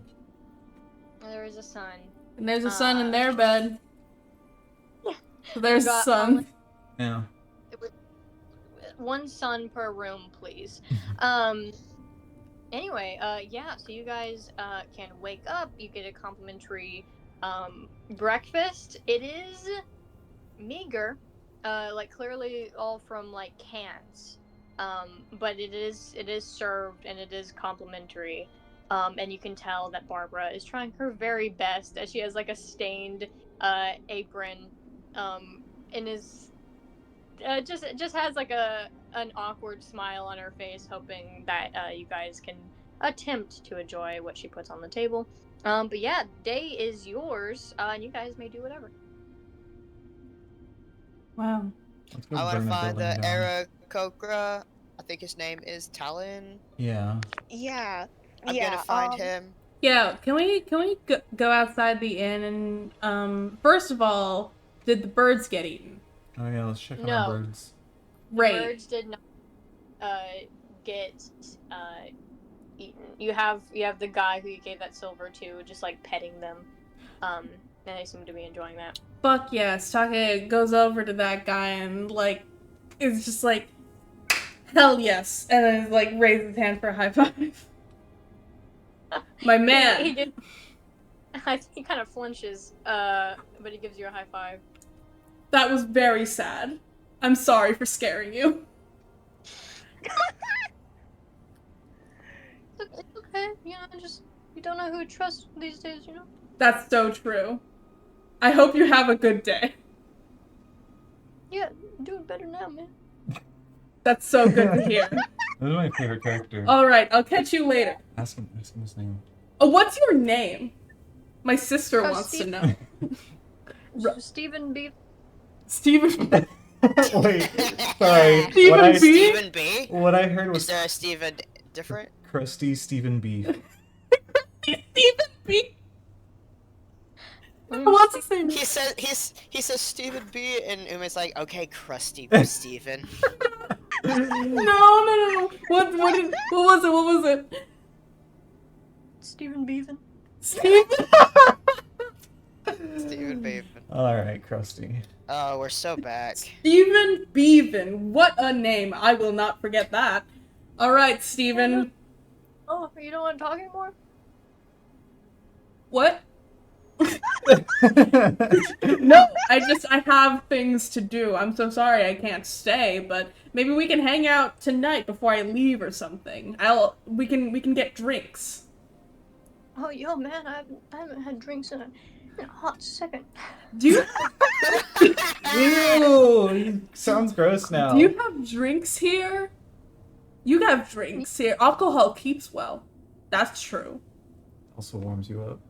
It Yeah, does. we do got here. We Yeah. do got Alright then. That's a Why is he plan. like a really timid, Fred Durst? Alright then. That's the plan. We'll have drinks later, but I have a thing to go to now. But Stephen Beaven, Mr. Beaven, One of those days. No, everyone be Just one of quiet. those days. I've never wanted to kidnap an NPC more.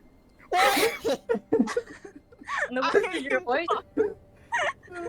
Stephen Beaven, Mr. Beaven, I'll see you later, alright? Okay. Everything sucks. Everybody's fault.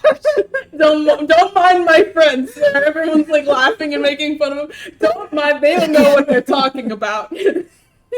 Yeah, Holland's like making a joke for the first fucking time. Is over this guy. There are like fully starred human eyes. They don't know what they're talking about. Oh fuck. You're a cool guy. Tim and Fred Durst really got me. They really did. That's exactly like my intention. Holy That's how fuck. Yes! Limp Biscuit right now. Oh my god. Nailed it. Holy cow. I think I was gonna have Juby ask something to Barbara, but let me see if I can remember what it is. You want to ask for like, why is the town? Right, yeah, no, Juby does ask before we leave. By the way, I meant to ask this before. Is there a reason your town is on fire? Is that typical for this place? Oh yeah, typical now. No, Barbara! Get him out of here. Oh, he appeared right behind me. He showed up right. Are you a rogue? I want to answer your question. All right. Sorry. Hold on a second, Barbara. Stephen Beaven, why don't you answer my query? Why is your town on fire? There's no jobs.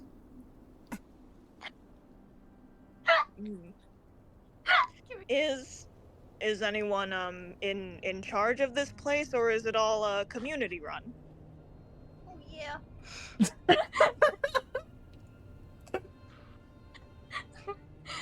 Barbara says like, hold on, I think I'll answer better actually. Oh yeah. I need to mute. Oh my god. Oh god, I was truly committed to answering as Stephen Beaven, and then I got like I couldn't do it. Anyway, Yeah, Barbara, she says, yeah, the circumstances of our town. I'm still laughing. Hold on. Whew, whew. Circumstances, we used to do imports, exports, and now that there's nothing to import or export, there's no jobs really, and you know, the only way we could find to really make money is by having big fights and taking sort of hits, stuff like that, doing the dirty work for better off towns who can provide for themselves a bit better. All of this, oh, I can't do it. Stephen Peven. But yeah, she says, all of this is a bit new, but we've all been an aggressive bunch since the start. So I guess this is the natural progression. And, yeah, our councilman, he lives up in the capital. Haven't seen him maybe ever. But, chased all the cops out of town, and now we kind of do our own thing. Wow. And your council representative, he hasn't done anything to help things out here? No. Well, you see, the people here have never been quite so educated, and he gets reelected because he talks big promises, and everyone forgets every election that he doesn't really do anything. He comes in, talks smart, and well, then he leaves until next time. Yeesh. Yeah, seems like this guy is really taking advantage of you. Who is this? I don't have. Okay, I'm just gonna say she says his name. Awesome. Unfortunately, Haley, I need you to come up with a name after this session is over, because this Absolutely. is top of Juby's list now. Yeah, it's I will come up with it after session. But what she tells you is that he's like a very like slick like elf man, and this is a town of like dwarves and like very rugged, like not very. They're not very well educated, and that's not their fault. But this guy comes in looking all high and mighty, has a suit, and people trust him because of that, because they just don't know.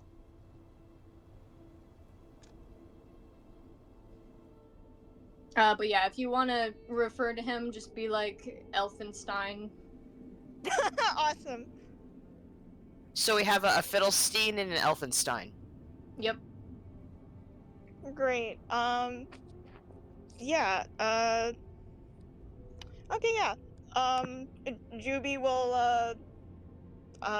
like thank her for telling him more about what's going on in the town, helping him get his bearings, and will silently update a little list in his mind of like people to steal from. This guy's at the top now. Mm-hmm. Just one of those towns. All right. So, yeah, okay. Juby joins the others and is like, all right, so do we have a plan for how we want to approach this?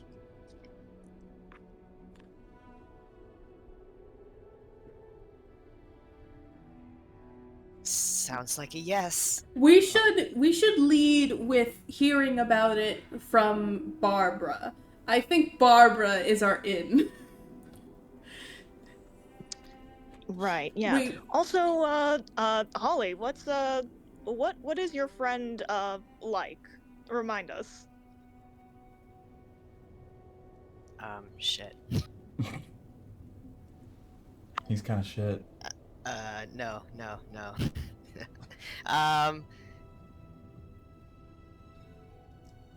Hold on. Haley, we're gonna DM. Yeah, I mean, I give you full permission to just make it up, but if you want to DM about it, then we can. Oh, okay. It's been a while. I don't even remember how long, this ice elemental fjord has even been alive. Okay. I will Yeah, tell I you. have forgotten. I'll tell you some information.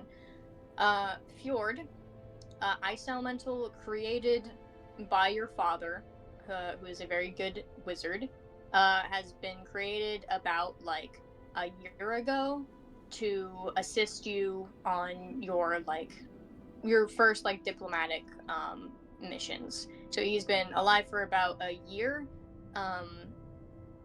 and I would describe him as having the personality of a guy from CoG, and but like episode 3 guy, and yeah, he's quite big.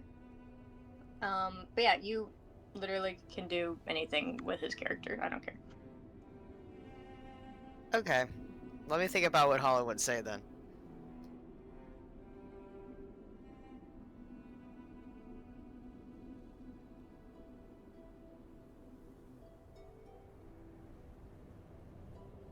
Okay.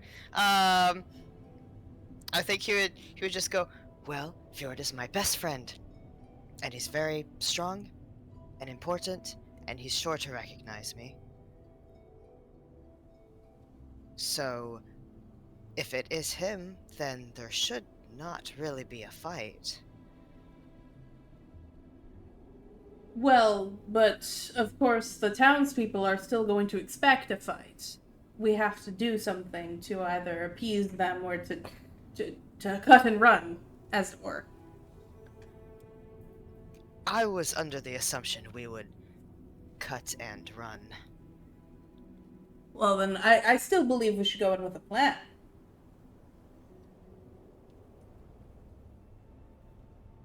Oh dear.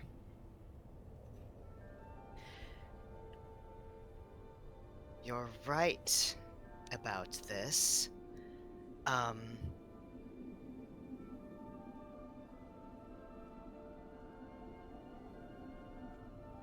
And I'm very good at planning. Is your friend going to be riding on the birds with us?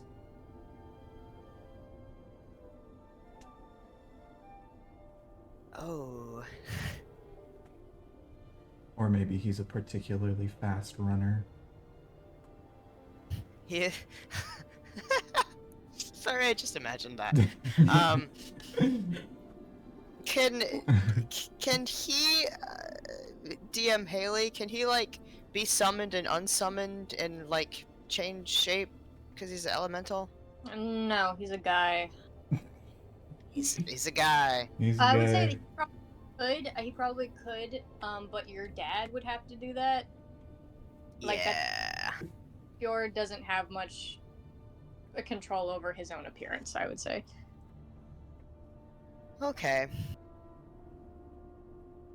I think Dandy pipes up and says, well, if he's an elemental, perhaps you could cut his head off and then have someone make the rest of him later. That's very morbid. A low key pain. Well, I mean, would it work or would that kill him? I don't know. Honestly, it sounds kind of cool if it works, but it doesn't if it won't. It is a little ass, in my opinion. Can I roll an intelligence to see if I know if that would work? Like what I know about elementals? Can you cut a piece off? Oh, that would be an Arcana. Or like Arcana. lizards. Or Like, starfish. axolotls? No, they need their 18. digestive system. 18. I think the way that Fjord is built, yeah, that would work.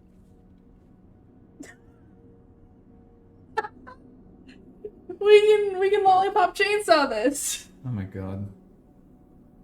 We literally can.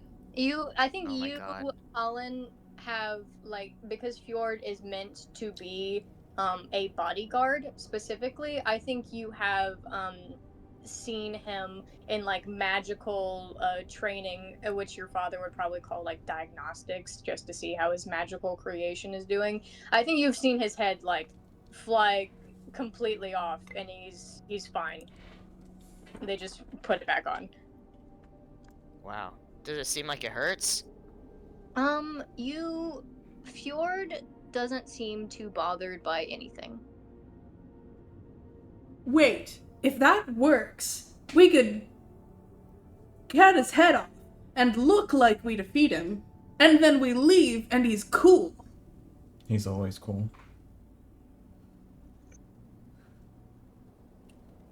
Are we Is doing quite this? cool. Juby holds up a hand for a high five next to Ume. You may be. I assume you're doing a pun. Ume does accept the high five. Awesome. Yeah. Okay then. Yeah. Juby says, "All right. Well, yeah, we could make it look like we're doing this. Win the battle. Win whatever key artifact that I'm admittedly interested in learning what it is they have. And then we run off with him. I'll also mention I do have an invisibility spell, so if we're worried about carrying his head out without anyone else seeing, that would work. I know Ume over here, I know you have quite a few sneakery type spells as well, so He nods. I feel like we'd be I seem pretty confident in this. And if we get this key, then we won't have to be indebted to this one. And she gestures over to Dandy.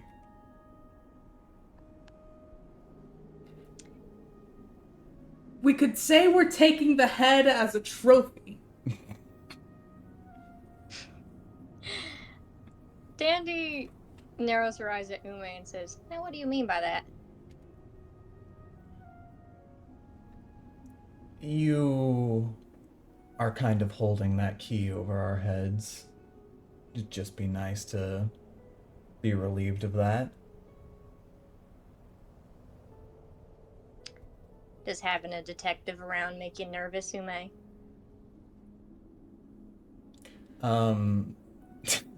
Ume also kind of narrows her eyes and goes, "No. But having shifty people around does." Huh.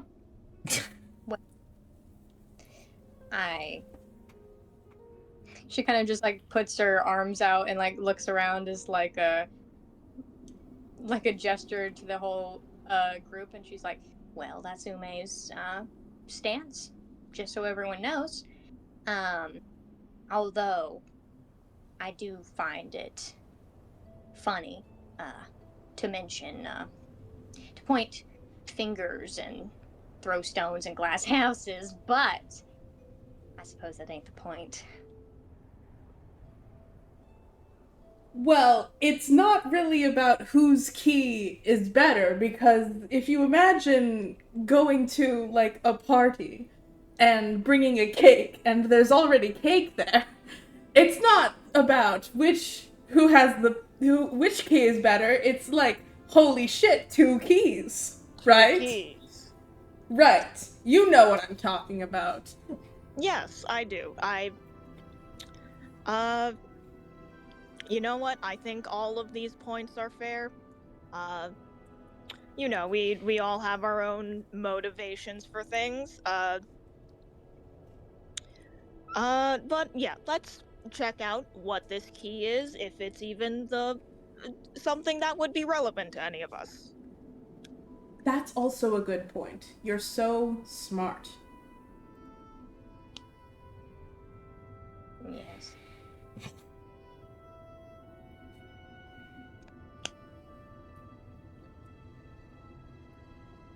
All right. Do you guys go to the bar, or are you guys still planning? You can also plan if you want to be more like in Mission Impossible with this. You can plan out of character if you don't want to, voice the entire thing. I think it would be cool as fuck if we could just, like, go in there, like, make a big show out of, like, killing him and, like, taking his head off, and then just, like, waltz out. There is the problem of, like, their plan is to just, like, let this guy keep kicking around indefinitely. But I think if maybe we can kill him so cool that they're just fine with it, actually. You know what we need? We need to find another big guy to replace him. That's also the thing. I don't know if we want to, like, deconstruct all of that right now, or if we just want to get what we need and go. Right. All right.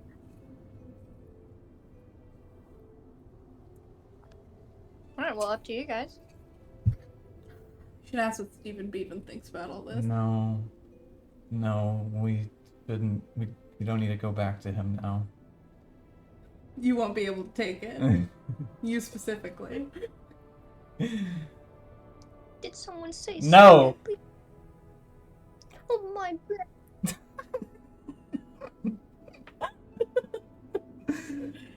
That was a Stephen blunder. I think... Doobie pats Steven's arm and it's like, wait. Hold on a second, Steven.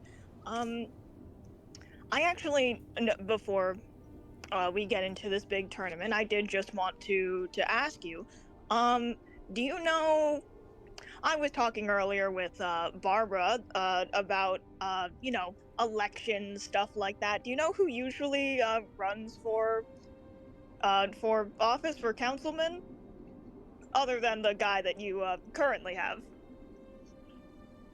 It's just him.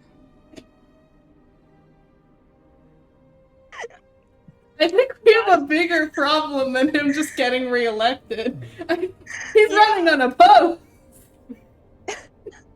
Yeah, okay. Nobody has a cool suit. Nobody else has a cool boot. It's just Elfenstein. The kind of name that makes you scream? The kind of name that makes you scream. Yeah, there we go. Wow. That is a very good campaign slogan. Oh, we can't let him hear that. We have to trademark that. His campaign slogan is, I fucking hate you guys. I'm trying to make you die. We love him. We love Elfenstein. Where am I? It's not even Hollin, that's just Andy. There now. Where am I? I popped in. Sorry, okay, I'll end the seat soon, but I think before we do, Juvie, gently grabs, like, Steven's hands and says, listen, Beaven, I think that you can do better, and I think that this town can do better than Elfenstein and his name that makes you scream. I think that someone else, literally anyone else, could probably run for office and just try to oppose him in an election. Just go ahead and think about that. Is this how Stephen Beaven becomes councilman? Yo, are you saying Stephen Beaven should be Stephen believing in himself? Yes. Politicians do usually have a funny voice, so, like... I will say, Stephen Beaven, ever since I heard you first start talking, I did think to myself, I would pay money to see this guy run for an election. Can I make a counter proposal? No! Stephen Beaven, you need to believe in yourself. Don't listen to her. I Let him finish! let me finish. Ever since I heard your voice, my thought was I would pay money to see this guy get beaten up. I think you should get a job at the saloon. Well, now I'm Stephen Greaven. Look at him! Now he's Stephen Greaven. No, I hope listen, you're happy for you can make such a good amount of money working at the saloon. When the next big guy gets taken out, which will be soon if you ask me, then you can take his place and make big money. Much to think about. You have a lot of options ahead of you. Stephen Future. I love that show. I love that Cartoon Network show. Even Future. Oh my god. Anyways, Alright. good luck on your adventure. Uh, Stephen Beaven, out. Juvie salutes him, turns around, and says, "Alright, I feel like I blacked out for the past 5 minutes. Let's go get Holly's boy." Stephen Beaven's just like evaporated. What? Oh. Just like the happy mask He- salesman at the It's end of actually a Majora's fucking Mask. joke. Anyway. Yeah, you guys can go to the saloon. I'm just gonna teleport you guys over there. You guys can go to the saloon, and once again, there are guards outside, but they're very amicable. You don't seem like a threat. You seem just like nice patrons.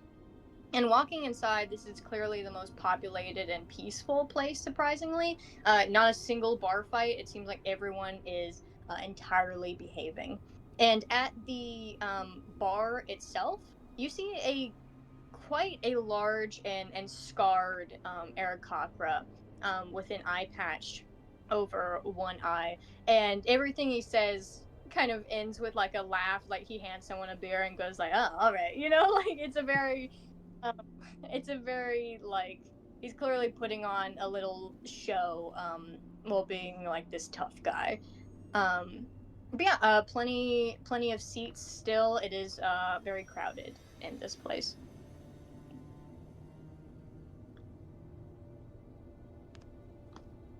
Juby, I think you should do most of the talking. I love to talk, but I'm not that good at it. You're better. You're better than me. I think in some cases you are better than me at talking, but this case, yeah, alright. I was gonna suggest that Barbara mentioned that most people do their convincing with a knife to the throat, so maybe we should put on a bit of a air of confidence at the very least. In this place, I don't want to get kicked out. I don't think... We can save the knife throat for plan B or C. Well, it doesn't have to be a literal knife to the throat. Just... We can talk big about how well we fight outside of the war. And we don't do any demonstrations on the inside of the bar. No, just talk tough is all I'm saying. Alright. Yeah, okay. Juby's going to head over to the bar and, yeah, okay. Juby's going to, like, I think sort of, like, confidently, hold out his hand, introduce himself, and then be like, hey, so my friends and I are new in town. Is there anything you'd recommend? Getting out as soon as possible. Yeah, there were a lot of fires everywhere. But we are going to be here for I think at least another day or so. So, in terms of drinks, anything you recommend there? Depends. How much can you take? A normal amount. Yeah, I'm a little guy, but I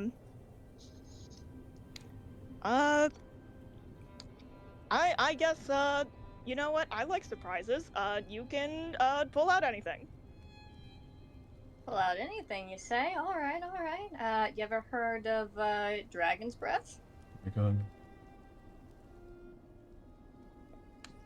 Here, let me do a history check. Has he heard of Dragon's Breath?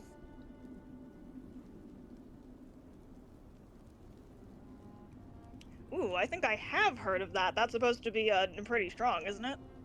It's the strongest we got. Most expensive too. Ugh. Okay. Well, you know what? Yeah, I'd say we're all pretty tough guys. I think we can take it. All right, one for each of you then. Rolling. Oh my god. 15. Take's heard of that.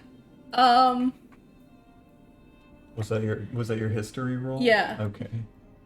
Take, like, laughs nervously and goes, "Ha!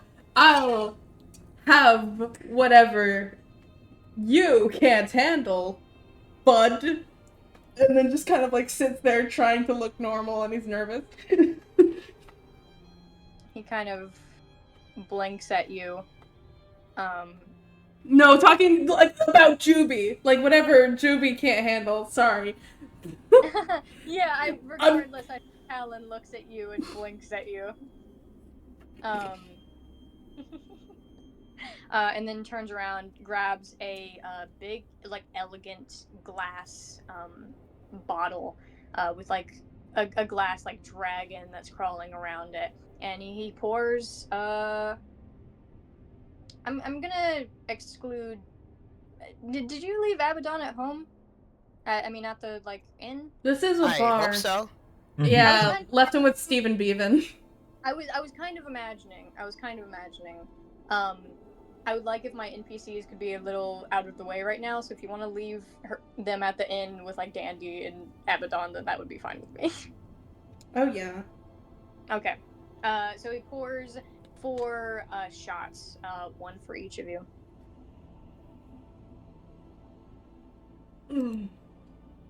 And as he pours them, it has, like, a little puff of, like, smoke as if it's, like, a flame.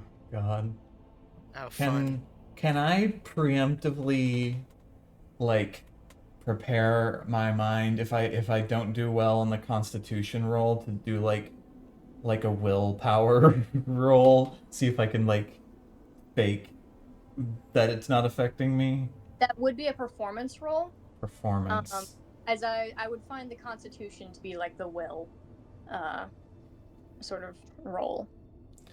Well, see, the problem with that is that neither of those are wisdom. Oh wait, no, I have bad wisdom. Why do I have bad wisdom? Why do you have that? Aren't I supposed to have good wisdom? More than getting on to you about this, like, start campaign, he was like, "Where the fuck do you have bad wisdom?" I don't know. What am I doing? Yeah, so it would be a con save. I would say DC 15 to just, like, tank it. And then if you fail that, then it would be a performance check, also, like, DC 15. Okay. I'll take it. All right. Ume drinks. Yeah. All right. I'll drink. Slams it back. Take drink. Can Hollin drink? Yeah. What the fuck? It's actually okay. Hold on, let me go. That's cocked. What is this? That's A cocked. Constitution saving throw? Yeah. Or... Yeah. Constitution save. Okay. Your barb self should be happy. I am happy. That's a 14. Okay. Okay, that's not great, Jordan. I rolled twice, one for Constitution, one for Performance. They both sucked. Okay. And Juby? Hold on a second, sorry. Hollin, I'm gonna say that you're like you don't like absolutely collapse at this, but you will probably like cough a few times. Do you want to have a performance to like conceal that, or are you fine with that? I'm fine with that. Okay. I got a natural 20 for a total of Ooh. 21. She's been drinking the good stuff with her with her you know what. Yep. Okay, hi, I'm back. So it's a con save, and if we fail, performance. Mm-hmm. Okay, well, yeah, Juby will drink it. Not confident in their constitution, but pretty confident in performance. Mm-hmm. I brought out the doc dice for this also. I'm hoping To bless hoping with that'll carry. alcoholism. Yeah, I'm hoping that the alcoholism will carry through universes.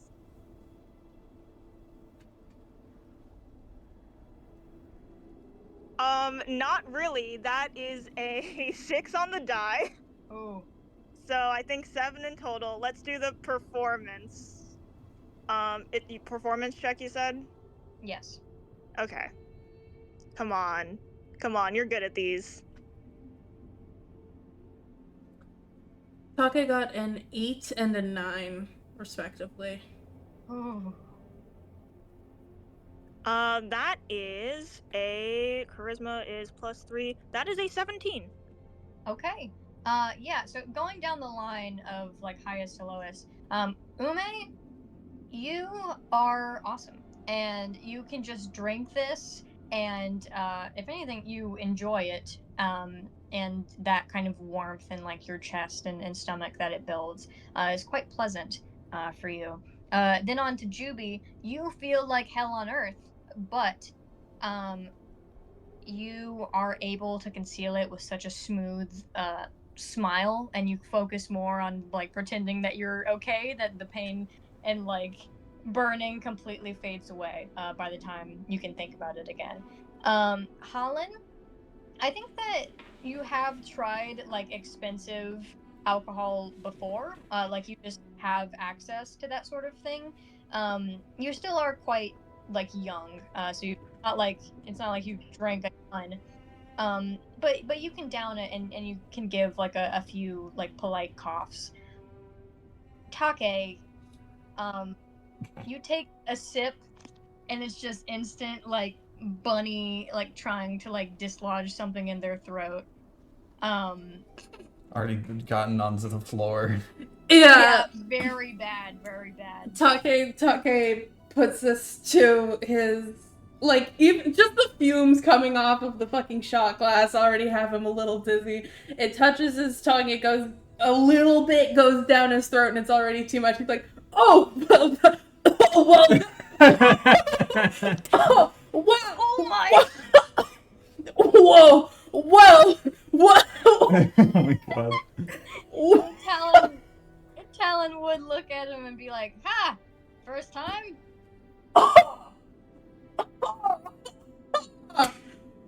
Could you tell? Ha! A little. That was a joke. Yes, that was bad. I've drank before. I've drunk rice wine made in the mountains in the monastery. But to me, my little owls. with rice gathered from little owls in the prairies. This is not that. Wow. Wow, yeah, a bit too hot to handle, I guess. What a beautiful image. That'll be 2 gold. He puts it on the counter. Yeah. Oh, okay. Take's gonna pay for it? Oh, for everyone? Yep. Oh. Wait, 2 each or 2 for all? 2 for all. Okay. Do I have to? Now that it's on the table. Juby can pay for it. Okay, thank you. Good man. Good man. Yeah, Oh. no, Take goes to pull out like their 5 total gold, and Juby just kind of like leads his hand back into his pocket and pulls out 2 gold himself. Less than 4 now, actually. No one You paid me got- back. Are a very interesting group. Thank you for the gold, and I hope you enjoy your time in our town. One thing! Aha, yes. Juby, you go. Right. Yeah, I'll give you a second to recover.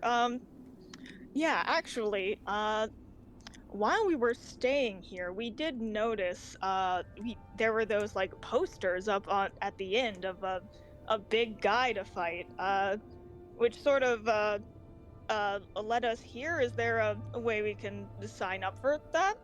You said you're out-of-towners? I mean, clearly you are. I haven't seen you before. Sure. I'll let you enter if you know the password. Ooh, password. All right, insight check. I think if I roll high enough, I'll just know the password. I can see it in his eyes. If you roll 2 nat 20s in a row, One day, then hey, one day it's gonna happen. Let's find out if that's today. And here comes the first one. Okay, we don't need to roll the second one. What was that insight? Insight is gonna be 12. You have no clue, obviously. Or what are you specifically checking on this guy? Was it serious? If you could come up with the password by looking at him? It wasn't super serious, no. Yeah, you don't really get anything other than this guy is quite amused, but not taking you too seriously. Well, I'm out of ideas. Yeah, Juby's gonna go, ooh, password. Well, I mean, personally, I do like a puzzle, but I'm not sure if it'll necessarily be fun for you to stand there listening to me go through every word in a dictionary.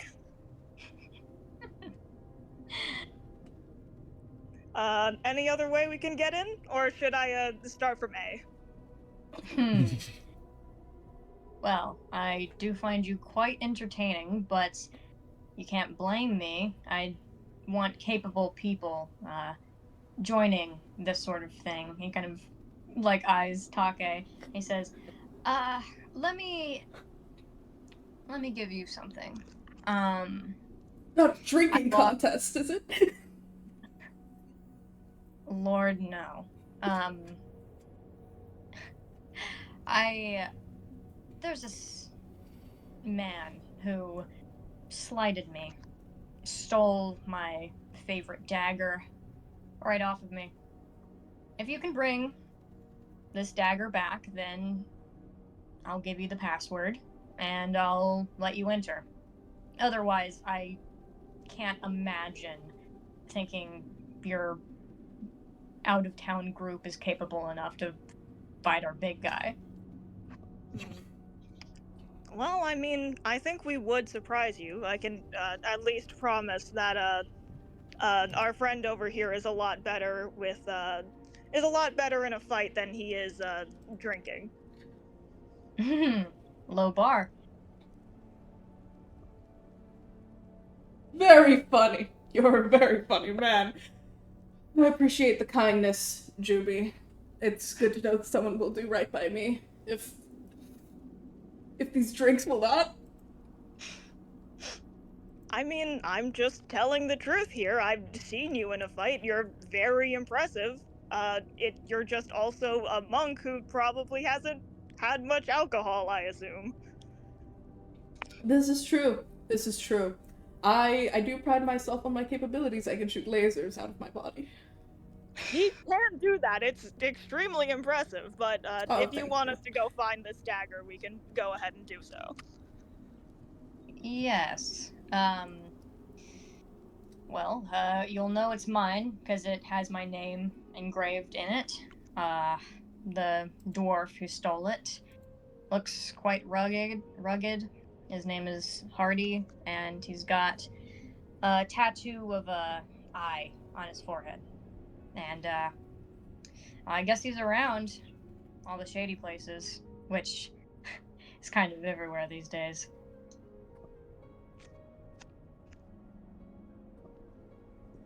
All right. Hardy, any place we should start looking? The grimiest alleyway you can find, maybe.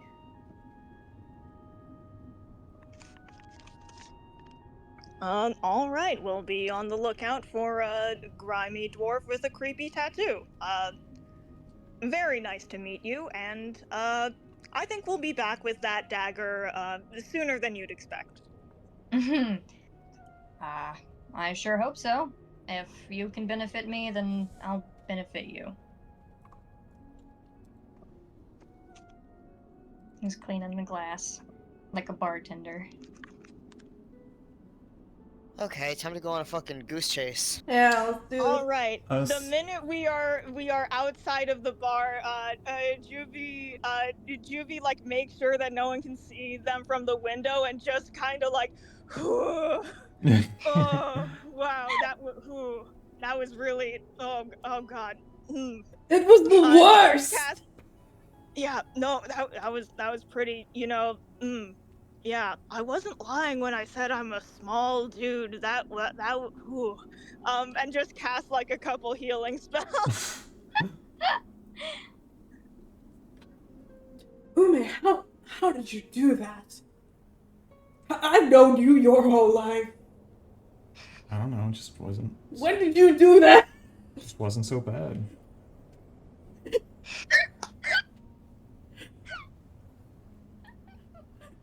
I guess I've had more rice wine than you. I guess. You take some off the top while you cook? Maybe a bit. Drinking cooking wine? Yeah? Wow. Oh man. Ooh. You know what, Ume, you are full of secrets. Let's go get that dagger. Where do we want to start? I was thinking maybe Barbara could have some leads. Steven. Innkeepers usually have info, rumors.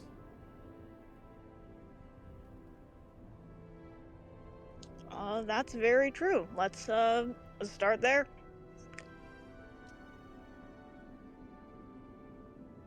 Let's go. Let's go, guys. Come on. Let's go. Alright.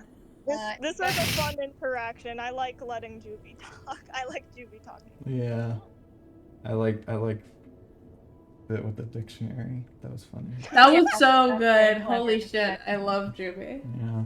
He found you very charming for that. Yeah, okay, you can walk in.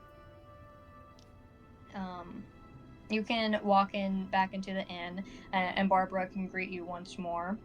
And she'd probably greet you with like a welcome back. Did Talon let you in?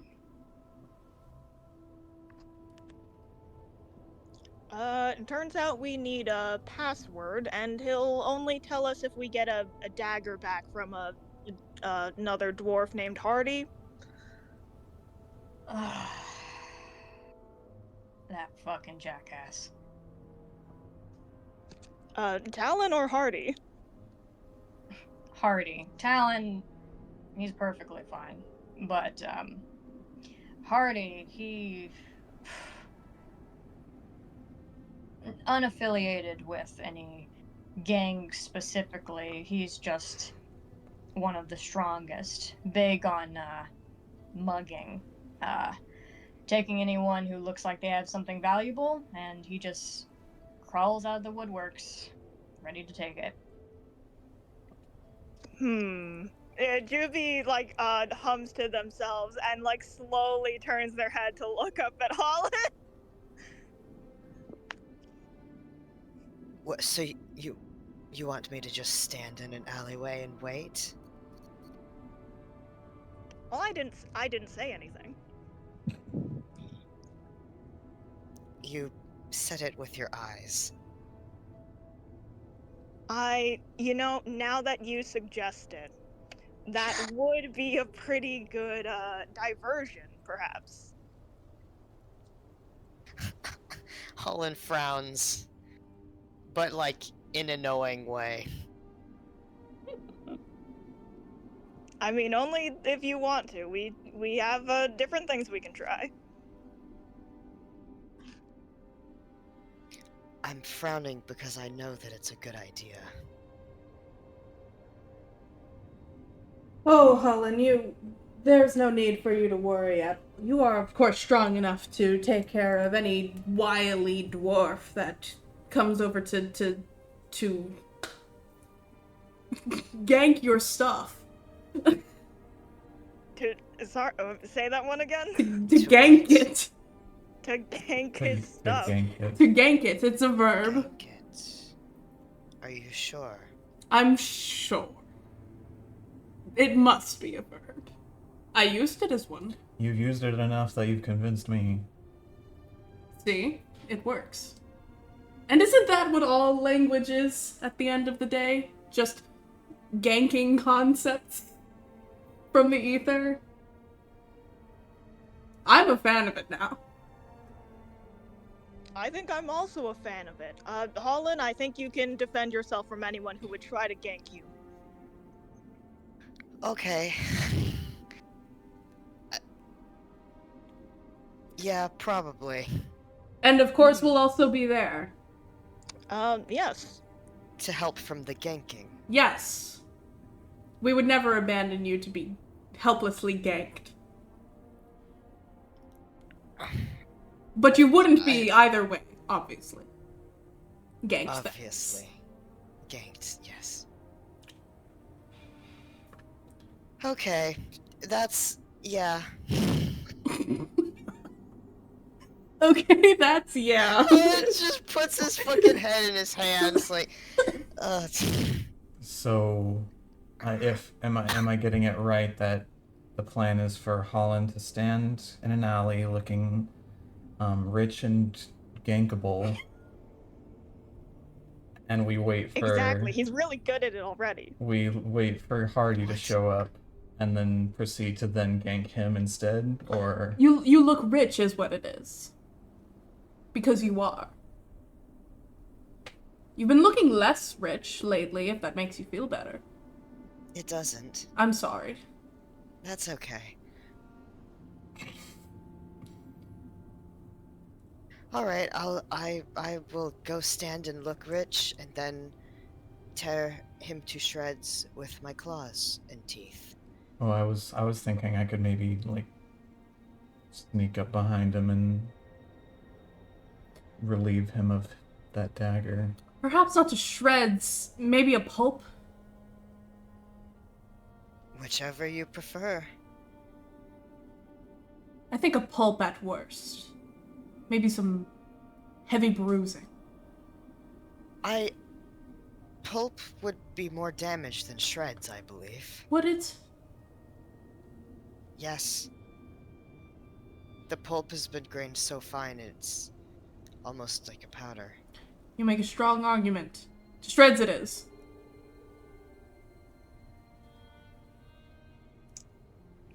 Barbara, Stupid. I hope you don't mind us. Barbara, I hope you don't mind us standing in front of your desk for the past 5 minutes discussing the different ways we might pulverize this man. This is an average day. Well, it does seem like it. All right. We'll stop ganking your let's, time now. Yes, we'll leave you alone. All right. Let's all go get that dagger. Okay, can we smash cut to Hollin in an alleyway? Yeah. Yes. The grimiest alleyway we can find. Grimiest alleyway you can find. We systematically looked at all of them. This one's the worst. Hollin, what are you doing or saying or doing like anything to make yourself appear like rich and gankable?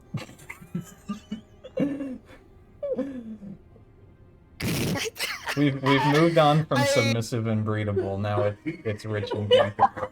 I think he just he's like jingling his coin purse a little louder and just literally, I don't think Hollin's an actor. I think he's literally just going like, oh wow, I love to have money on my person.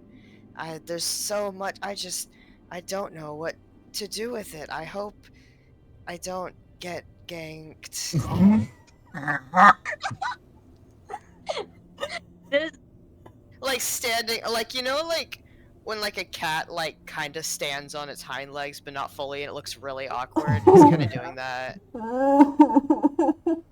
And then like the fucking three dumbasses are just like peering out of the alleyway, like their heads on top of one another, Yeah. as Holland's in the center of it. Take is like every atom in his body is holding every other atom back to not just go like, you're doing great, sweetie.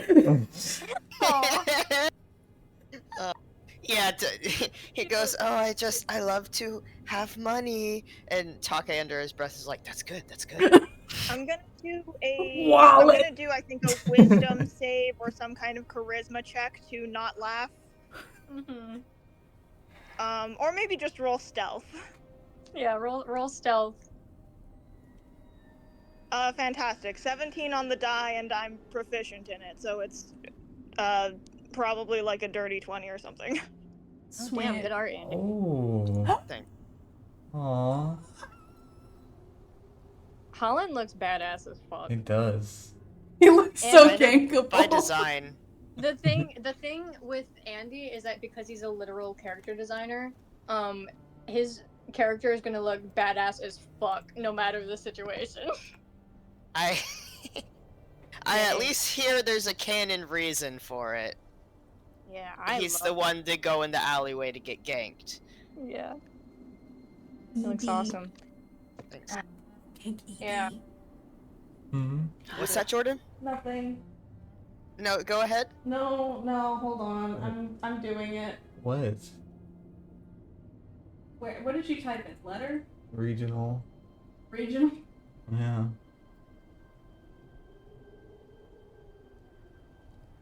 Genki. Ganky. Oh, Go ganked. gank. Oh, okay. I thought you were just whispering in my ear, going Genki, Genki. No, I was saying ED. Ganky The sushi ED. place. No. Not Genki Sushi. Genki desu. No cake. Anyway. Yeah, okay. So what happens here is that you, Holland, are putting on the show of your little life in the middle of this alleyway, and you do actually kind of feel a difference in the air, and literally emerging from the shadows. You don't know where this figure appeared from.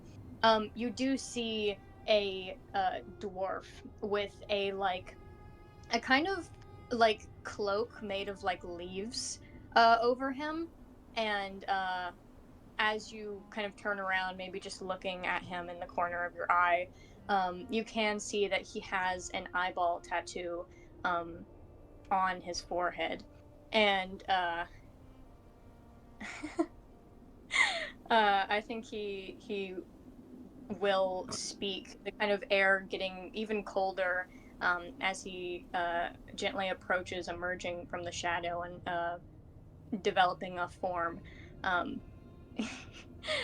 He says, "So you think you're gank proof?" I think Hollin looks at him, and smiles and says, "Oh, there you are. That was fast." And I'm gonna try and grapple him. All right. Yeah. Go ahead and roll your athletics. He's also going to be rolling an opposed athletics check.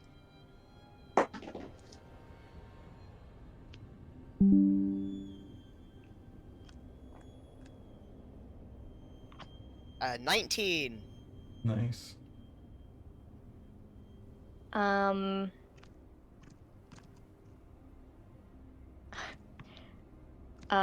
going to tell you the number after. What happens, Hollin, is that you go to grab him, to grapple him, and in like inhuman strength, kind of takes you as you're immediately in a headlock with a 27 on the. Oh, 27. He rolled a. What's his athletics? Did he roll a nat 20? He's got like a Scrivener build going on, specifically meant for grappling. Is he proficient? Yeah, he's got a +10 to athletics. Oh. Okay, well, hey, friends, is anyone Yeah, gonna yeah, help no, me? no, no, no, no. Get it, we're getting. Immediately, you're put in this headlock, and a dagger is pressed against your throat. Anyone looking can see that this dagger very clearly says Talon on it. Okay, yeah, we're getting in there. We're getting in there. Can I go into a rage? Yes, absolutely. Is this a roll Cool. initiative situation Yeah, or? this is roll initiative. We can theater of the mind this because there is one of him and several of you. Cool. Let me read real quick before we do anything.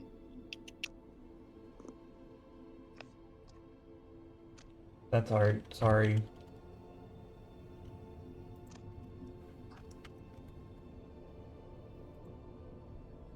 Um.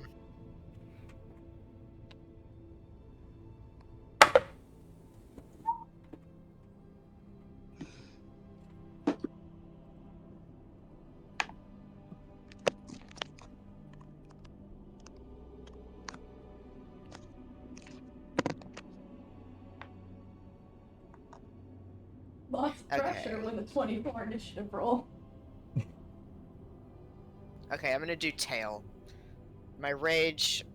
Hollin goes into a rage as this knife is pressed against him, and you see his tail become spiky. Oh, Hardy cannot see that because he's currently like holding your face and basically like whispering threats at you. Yeah, it's a cool. Viewers at home see that behind Hardy, what he doesn't see is the looming spiky tail Mm-hmm. growing behind him. Yeah. Since I'm probably going last, I need to use restroom really, really fast. Okay. All right. So yeah, Holland does go into a rage. That is technically like part of an action. So does he have a whole turn here, or does he just do that and then it's? I was gonna. This is a bit.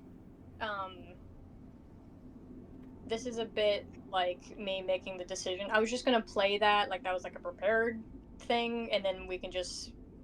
Yeah, in my mind, we haven't fully entered initiative yet. Yeah. Okay. Oh yeah. I'm fine with that. He has a whole action that he'll roll with his initiative. I'm just letting him preemptively be in rage. Okay. I'm fine with this being my action for right now, and then initiative begins. Yeah. Can you roll initiative for me, Andy? Oh yeah. Just because with the way Hollin is, as soon as knife is pressed against him, he would enter a rage instinctively. I find it, yeah, with combat specifically, combat gets so fucking like fucked up with timing and like turns and stuff, because technically Holland should be able to react like first, but like he's rolled to where he would react last. And Yeah. that's always such like a weird fucked up thing that happens so many times with combat. Where it's like the cinematic thing is for this character, but I guess 4 people are going ahead of them. Yeah. Yeah. Alright, I got an 11. Alright. His, So talk the fucking rescue. Yeah. That's my boy. Okay. Taka is going for first. Let me see.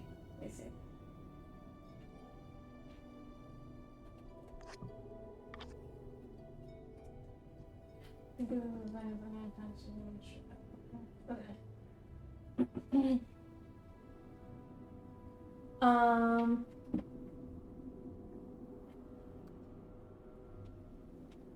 I'm back. Welcome back.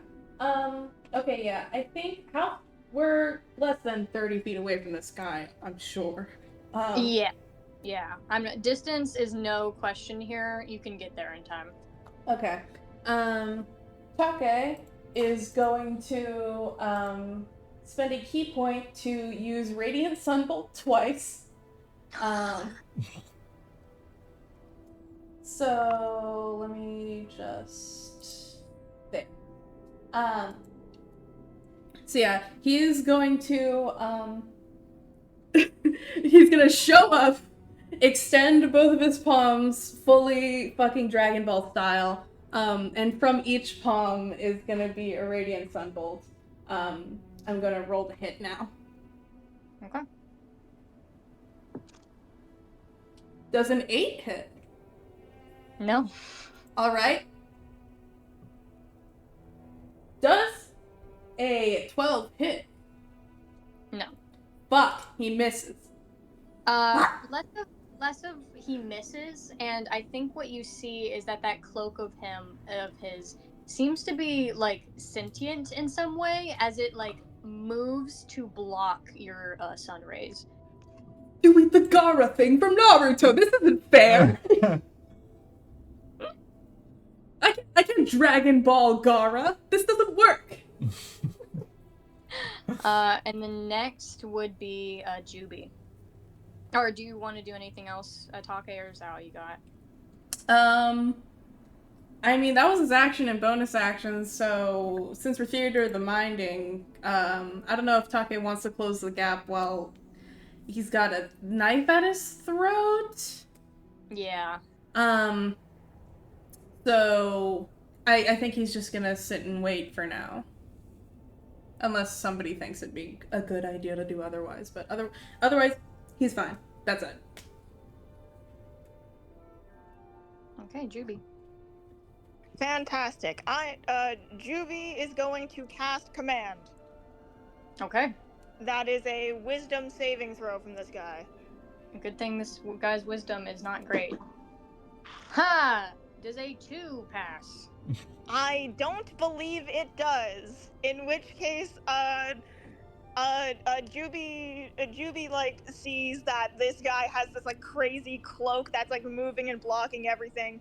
And so Juby is like, I'm not the guy that can take people in a fight. I'm the guy that makes it easier for everyone else to pummel people. And yells, points to him and yells out, drop. So on Hardy's turn, he has to drop whatever he's holding and then end his turn. Does that include the dagger and Hollin? Presumably both. It is just you drop whatever you're holding and then you end your turn. Yeah, I'm gonna consider that to include grappling, and because his turn is next, we very cinematically can see Juby shout "drop" at him after his cloak magically blocks Take's attacks, and he just freezes up and completely releases both the knife and Hollin, and he just stands there in like a stupor. Yeah, I for, think it for the looks first like time, like a bit of fear in his eyes. Ooh, yay! I think what it looks like is fittingly considering like his god and all. I think it just looks like a bit of like yellow glitter seems to pass over his eyes. Mm-hmm. Oh, cool. And then he's just like kind of locked in place with his having dropped everything. Absolutely. You guys can either end the combat right there, or it is Ume's turn. I want to hit stuff. After Yeah, this, you want to beat the shit out of this guy? After Juby does like look at the situation and does say, it would look pretty tough if we brought the guy in with us. If we wanted to, I mean. And then we could put him down somewhere. Whoa. Put him down. Now, Juby, I think putting the man down is a little overkill. Oh, wow. Oh, man, I realize how that sounded. No, I meant to, like, place him down somewhere. Ah. No, okay. That makes a lot more sense. Woo. Yeah, Ume's turn. Is it gonna take up an action if I want to grab the dagger? I usually treat that as like a bonus action. Like That sounds like an object interaction. Yeah. I usually from my memory, I don't make opening doors anything because that's fucking stupid. But like taking potions and like other object interactions, I think I usually make that a bonus action. Okay. Yeah. I'm fine with whatever you want. I want to run over and grab it. And just kind of put it away in my inventory. I reach behind me and it goes, and then I come back and it's gone. Anyway. So if that's a bonus action, I will. Oh god, I gotta remember how to play a monk.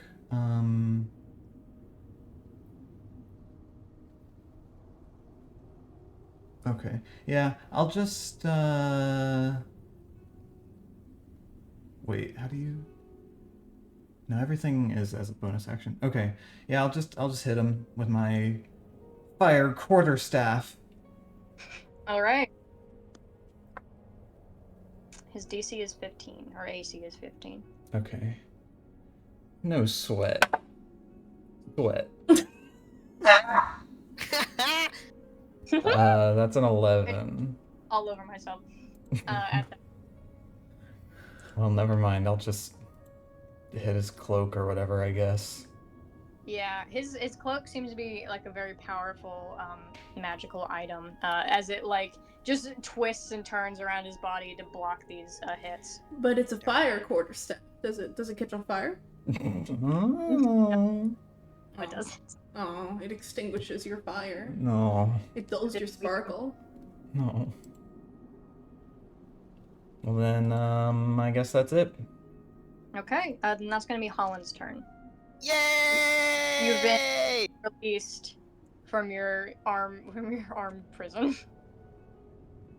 Okay. Oh god. Barbarians have so much stuff. I've been like reading this whole time. It's been a Cheating. while. Holy crap. I actually love What? barbarians because they don't have a lot of things. Oh, I got a lot of shit going on Compared I to a guess you fighter. Yeah, compared to guess a so. fighter. You're oh right. my god. He is.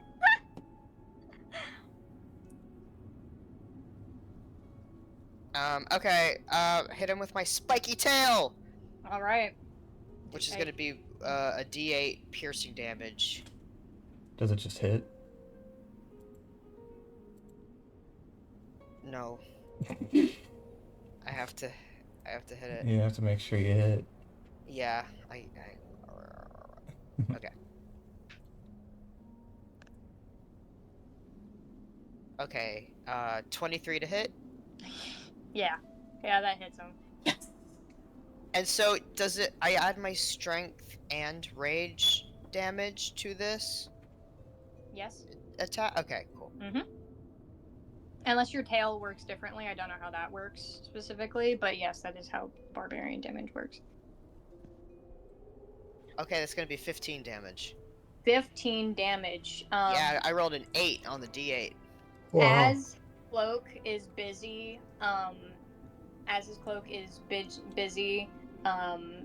like deflecting Ume's attack, you are able to, being right in front of him, just slam your spiky tail painfully into his gut, and it like gets a little gnarly, but gets like stuck for a second before you pull it out, and he is bleeding quite badly already. Ooh. I can also... Okay, guys. What is superiority dice? Superiority dice? I think that's a d6, and it depends on what you want to use them for. I don't know what your... Do I just have it? Yeah. With your a subclass or whatever you get them from, then yeah. Okay. Well, I have feats. You got 4 feet. I have 4 of them. Yeah. But I can... I can grapple as a bonus action and add the superiority die to my strength athletics check Okay, immediately after I hit somebody. It should say somewhere in the whatever feat you have how many superiority dice you have. So if it says to spend one, then I'd assume you have like, I don't know, 2 or something, right? Yeah. Yeah, This is I what I think have you. written. Oh, sorry, I have the screenshot in the corner. Give me a second. Do you have Battle Master? What do you? I have Martial Adept, where I get 2 fighting styles or something. Okay, you have 1 superiority die, and then it's expended when you use it. Okay, so you have 1 that you can use to do this. Mm-hmm. Okay. Yeah, I want to grapple him. Okay, go ahead. Yay.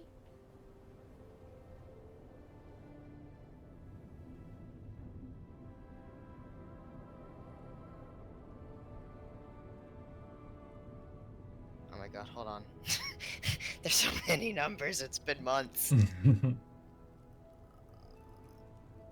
So grapple is athletics check, and I get to add superiority die. Okay, You have- okay. Yeah. Get to you add have- the d6. You're raging, so you have advantage Oh my god. on athletics. Or on grappling, I mean.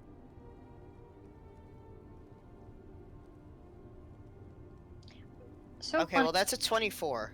24. Let's see what he does. Yeah, you beat him.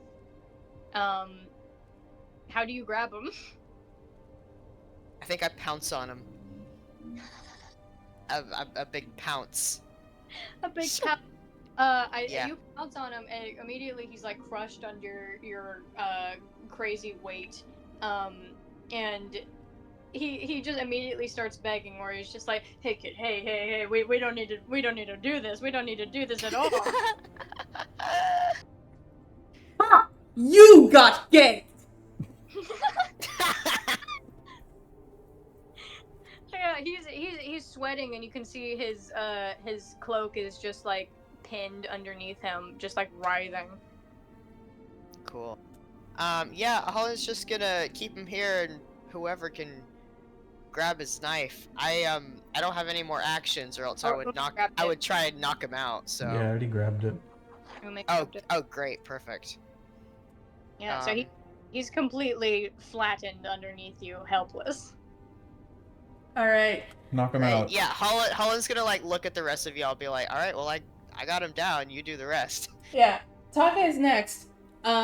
Kick him until he's unconscious. Literally. Kick him in the face and body. Literally. It's time for team. We're going to beat you to death with our fists and hooves. Literally. The 3 of us walking down the alley.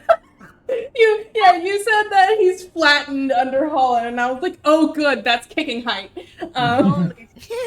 Wait, to summarize the rest of this fight, you guys literally just like fucking what's it called?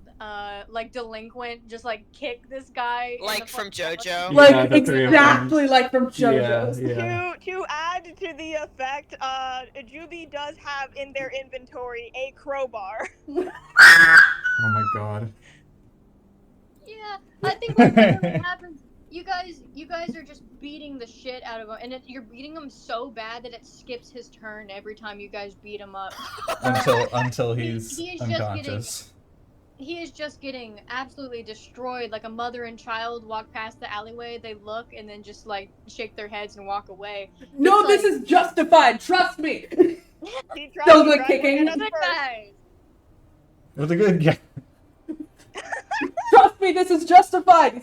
He's still kicking. He doesn't stop. Yeah, by the end of it, his like begs for mercy cease, and you are just for a few moments, unless you keep going, for a few moments, you do just kick like a lifeless, Lifeless? unconscious body. Unconscious. Unconscious. No, we used non-lethal damage. Yeah. Yeah. He doesn't die. Yeah. He doesn't die. Once he's properly knocked out, I'm gonna pick him up by the scruff. That was what I was thinking too. His This cloak also seems to be completely lifeless now. Fantastic. As a final touch, Juby is going to take out a marker and draw a silly mustache and big glasses on the guy's face. Yes. Wow. Yes! And it's 3 glasses because it's 3 lenses because he's including the eye in the middle. Ah. That's Alright, savage. guys. That's savage. Table talk. Let's take a vote. Do I pick him up by the scruff with my mouth or with my hands? With your mouth. With your mouth. Yeah. Okay. Who's taking that cloak? Do any of you have identify? Nope. No. I don't have any No. spells. Only one person would, and they don't. I only have shadow spells. Juby gets an extra bonus to Arcana checks. If you guys want to do an Arcana on this cloak, I think that'd be Group badass. Arcana. Insight is basically an just Arcana. insta pass Arcana, if you think about it. Yeah. I'm gonna try. Okay. Oh. I rolled a 1. I rolled a I 2. don't know what the fuck that is. This idiots. 2. The bunnies Oh, rolled what's it? We 2. both rolled 2. Did dumb someone just say this group is an insta-pass Arcana? No. No. Identify was. Identify as an insta pass Oh. Arcana if you really think Okay. about it. I think Chelsea should roll a 5 so we can get 1225. No, That's I think crazy. Chelsea should roll better so we know what the fuck this Unfortunately- is. Unfortunately, I already rolled and I got a 21. Okay, well, 21. I guess that'll do. Okay, Juby, I'm gonna say you probably know how the black market of magic items sort of works. Oh yeah, for sure. Absolutely. This cloak, super badass. Okay. My confession is that I came up with this on the spot because of the circumstances. I was like, I think this would be a cool item. So I don't have a specific stat, but what this does is it boosts your AC and you are completely invisible in the dark. Hey, guys. Ooh. You know who would benefit from this old thing? Hey guys. A little bunny wabbit. A little bunny that I know. I think the little bunny might deserve to have this. Now, Just because everyone they're not there. all at once. Hold on a second. I'm I trying know what to you're thinking. decide Sunny I'm Bunny trying to deserves decide. this one. if Juby would say that out loud and explain what the cloak does. Because they see it, they recognize what it does. They recognize the cloak as a black market item. They remember what it does, and then they think the person who would benefit the most from this is Ume, who Dandy and I currently suspect of possibly being a murderer. But she made a pun. She did make a pun and we high-fived.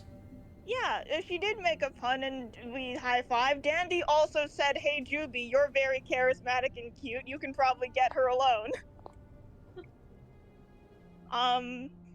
Be like, I'll give you this badass cloak if you give me all your information. If you give me the last 3 numbers in the back of your credit card. Okay, I'd like to make a deception roll.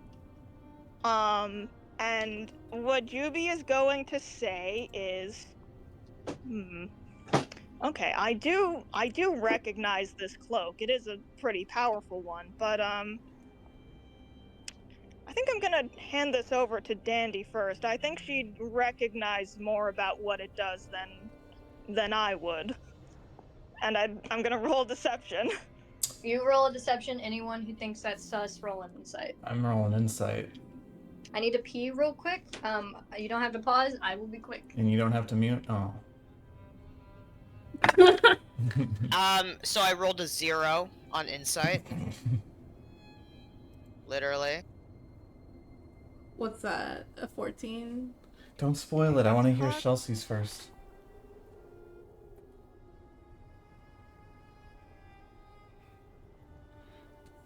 Take never I need to thinks stop it's sus. dropping this on the floor if that would be. Let me Why do I keep rolling it in this place where there's a bunch of bits and bobbles? Let me roll it on an empty table that I have over here to my right.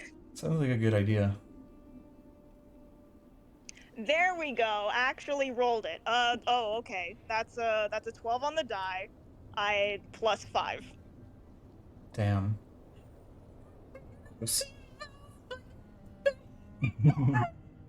I got a 15 total. I love her. Sometimes she looks so stupid. Me? Yeah. Okay. You're like, are you kidding me?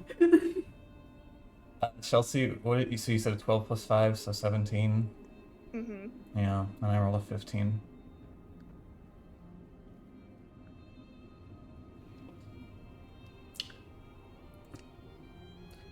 Take is just like, wow, that went great. What good teamwork we have. Wait, so Yeah, what did Juby say exactly? Juby said that they do recognize the cloak as like a pretty powerful magic item, but they're pretty sure that Dandy would know more about it than he would. So let's take the cloak with us, and but we're not gonna do anything with it yet. All right. Yeah. Okay. Yeah, we can ask her. I think she'll know more about it than I would. So let's take this. We can ask her what it is, and then whoever it would benefit most, we can give it then. Honestly, if Ume gets it, there's the chance that she'll have it and it'll be awesome and badass. But there's also the chance that she'll turn it into her MILF mommy and we'll never see it again. And the problem is that Val loves having cool magic items and being badass. But she also loves doing things that her character would do. And also causing problems for everyone else. So. Yeah. But okay, Juby's going to hold on to the cloak with the excuse that apparently everyone buys that they're going to ask Dandy to help them inspect it so we can figure out what it does.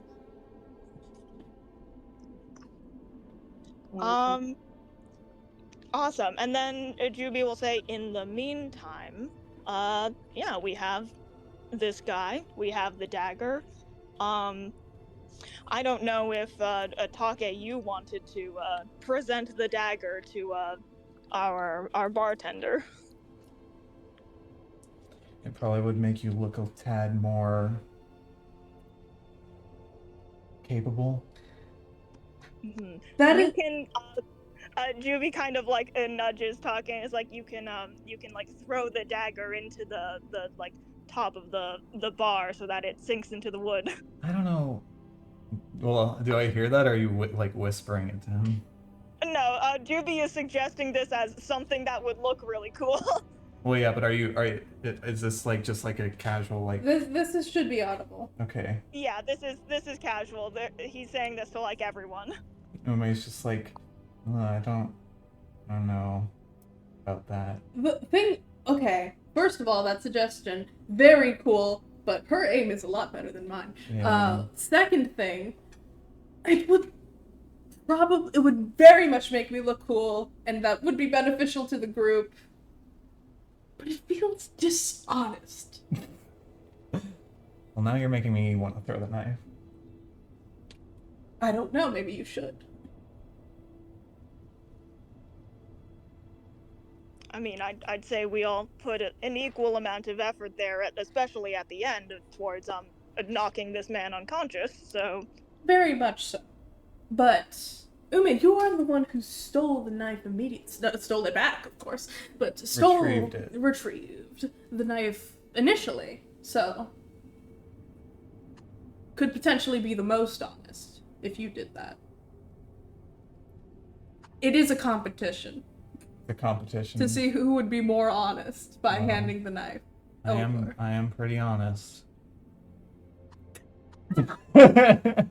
No, Ataka does not in-universe laugh at that. He would just accept that as like a fine statement.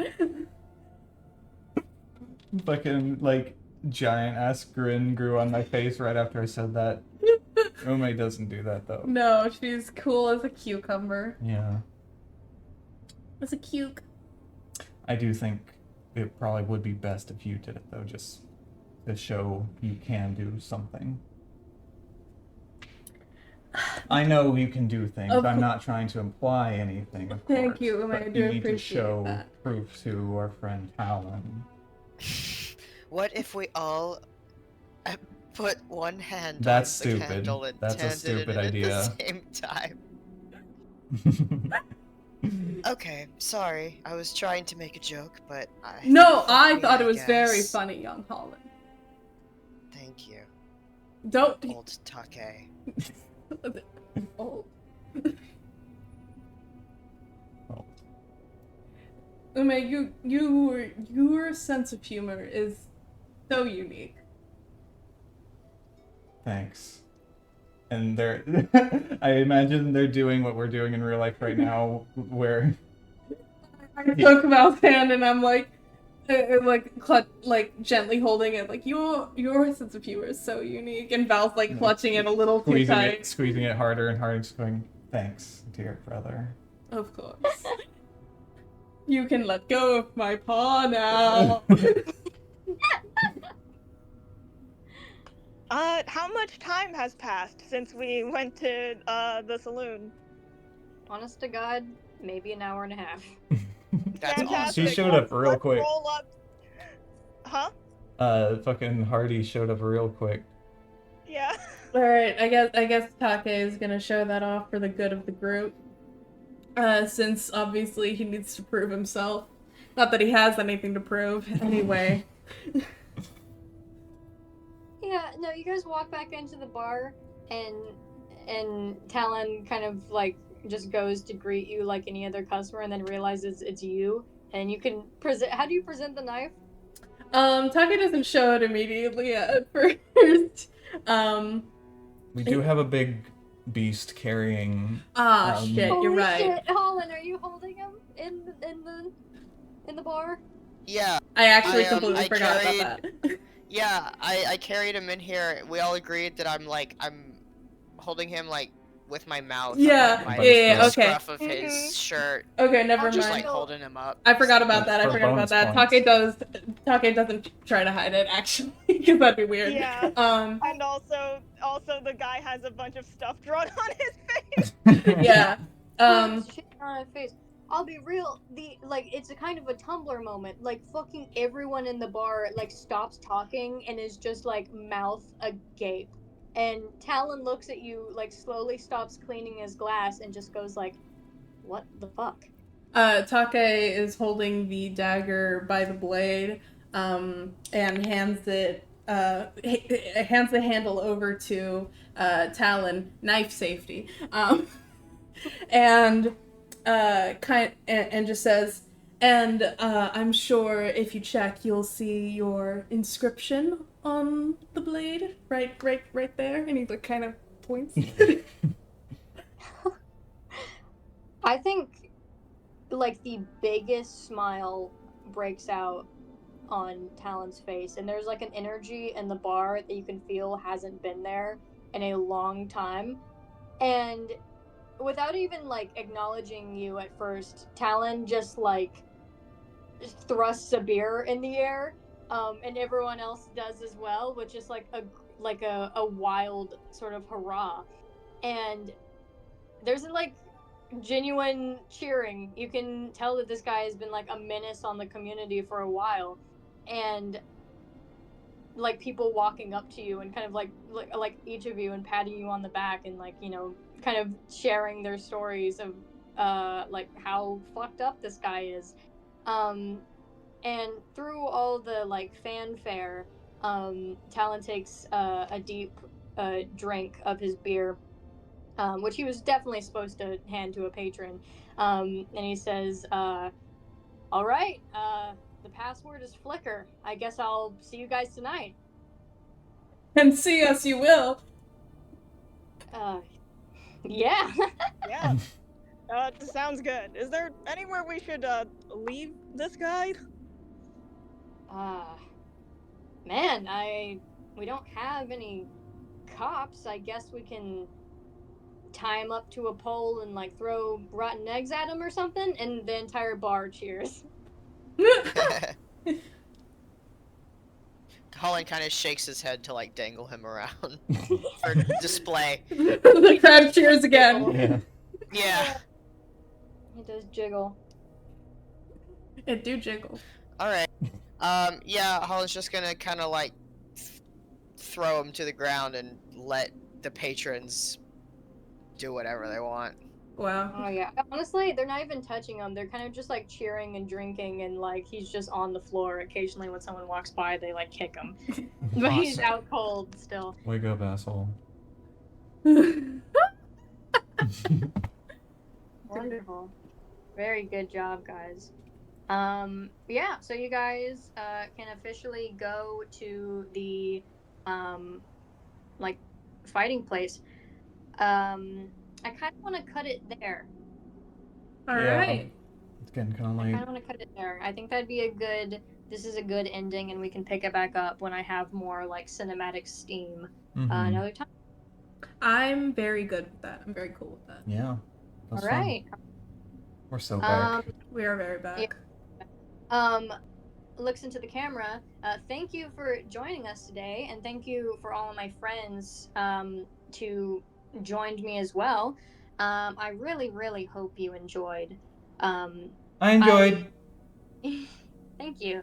I really work hard, and I know that you guys work hard and are very funny and all that stuff. And we will continue this next time. Might sadly be a bit again because I know I'm going to be gone for a week, and then Jordan's going to be gone for like 2 weeks, like right after one another. But we will get back to this, and I'll see you next time. Bye. Yay! Bye. Love you. Bye. Bye bye.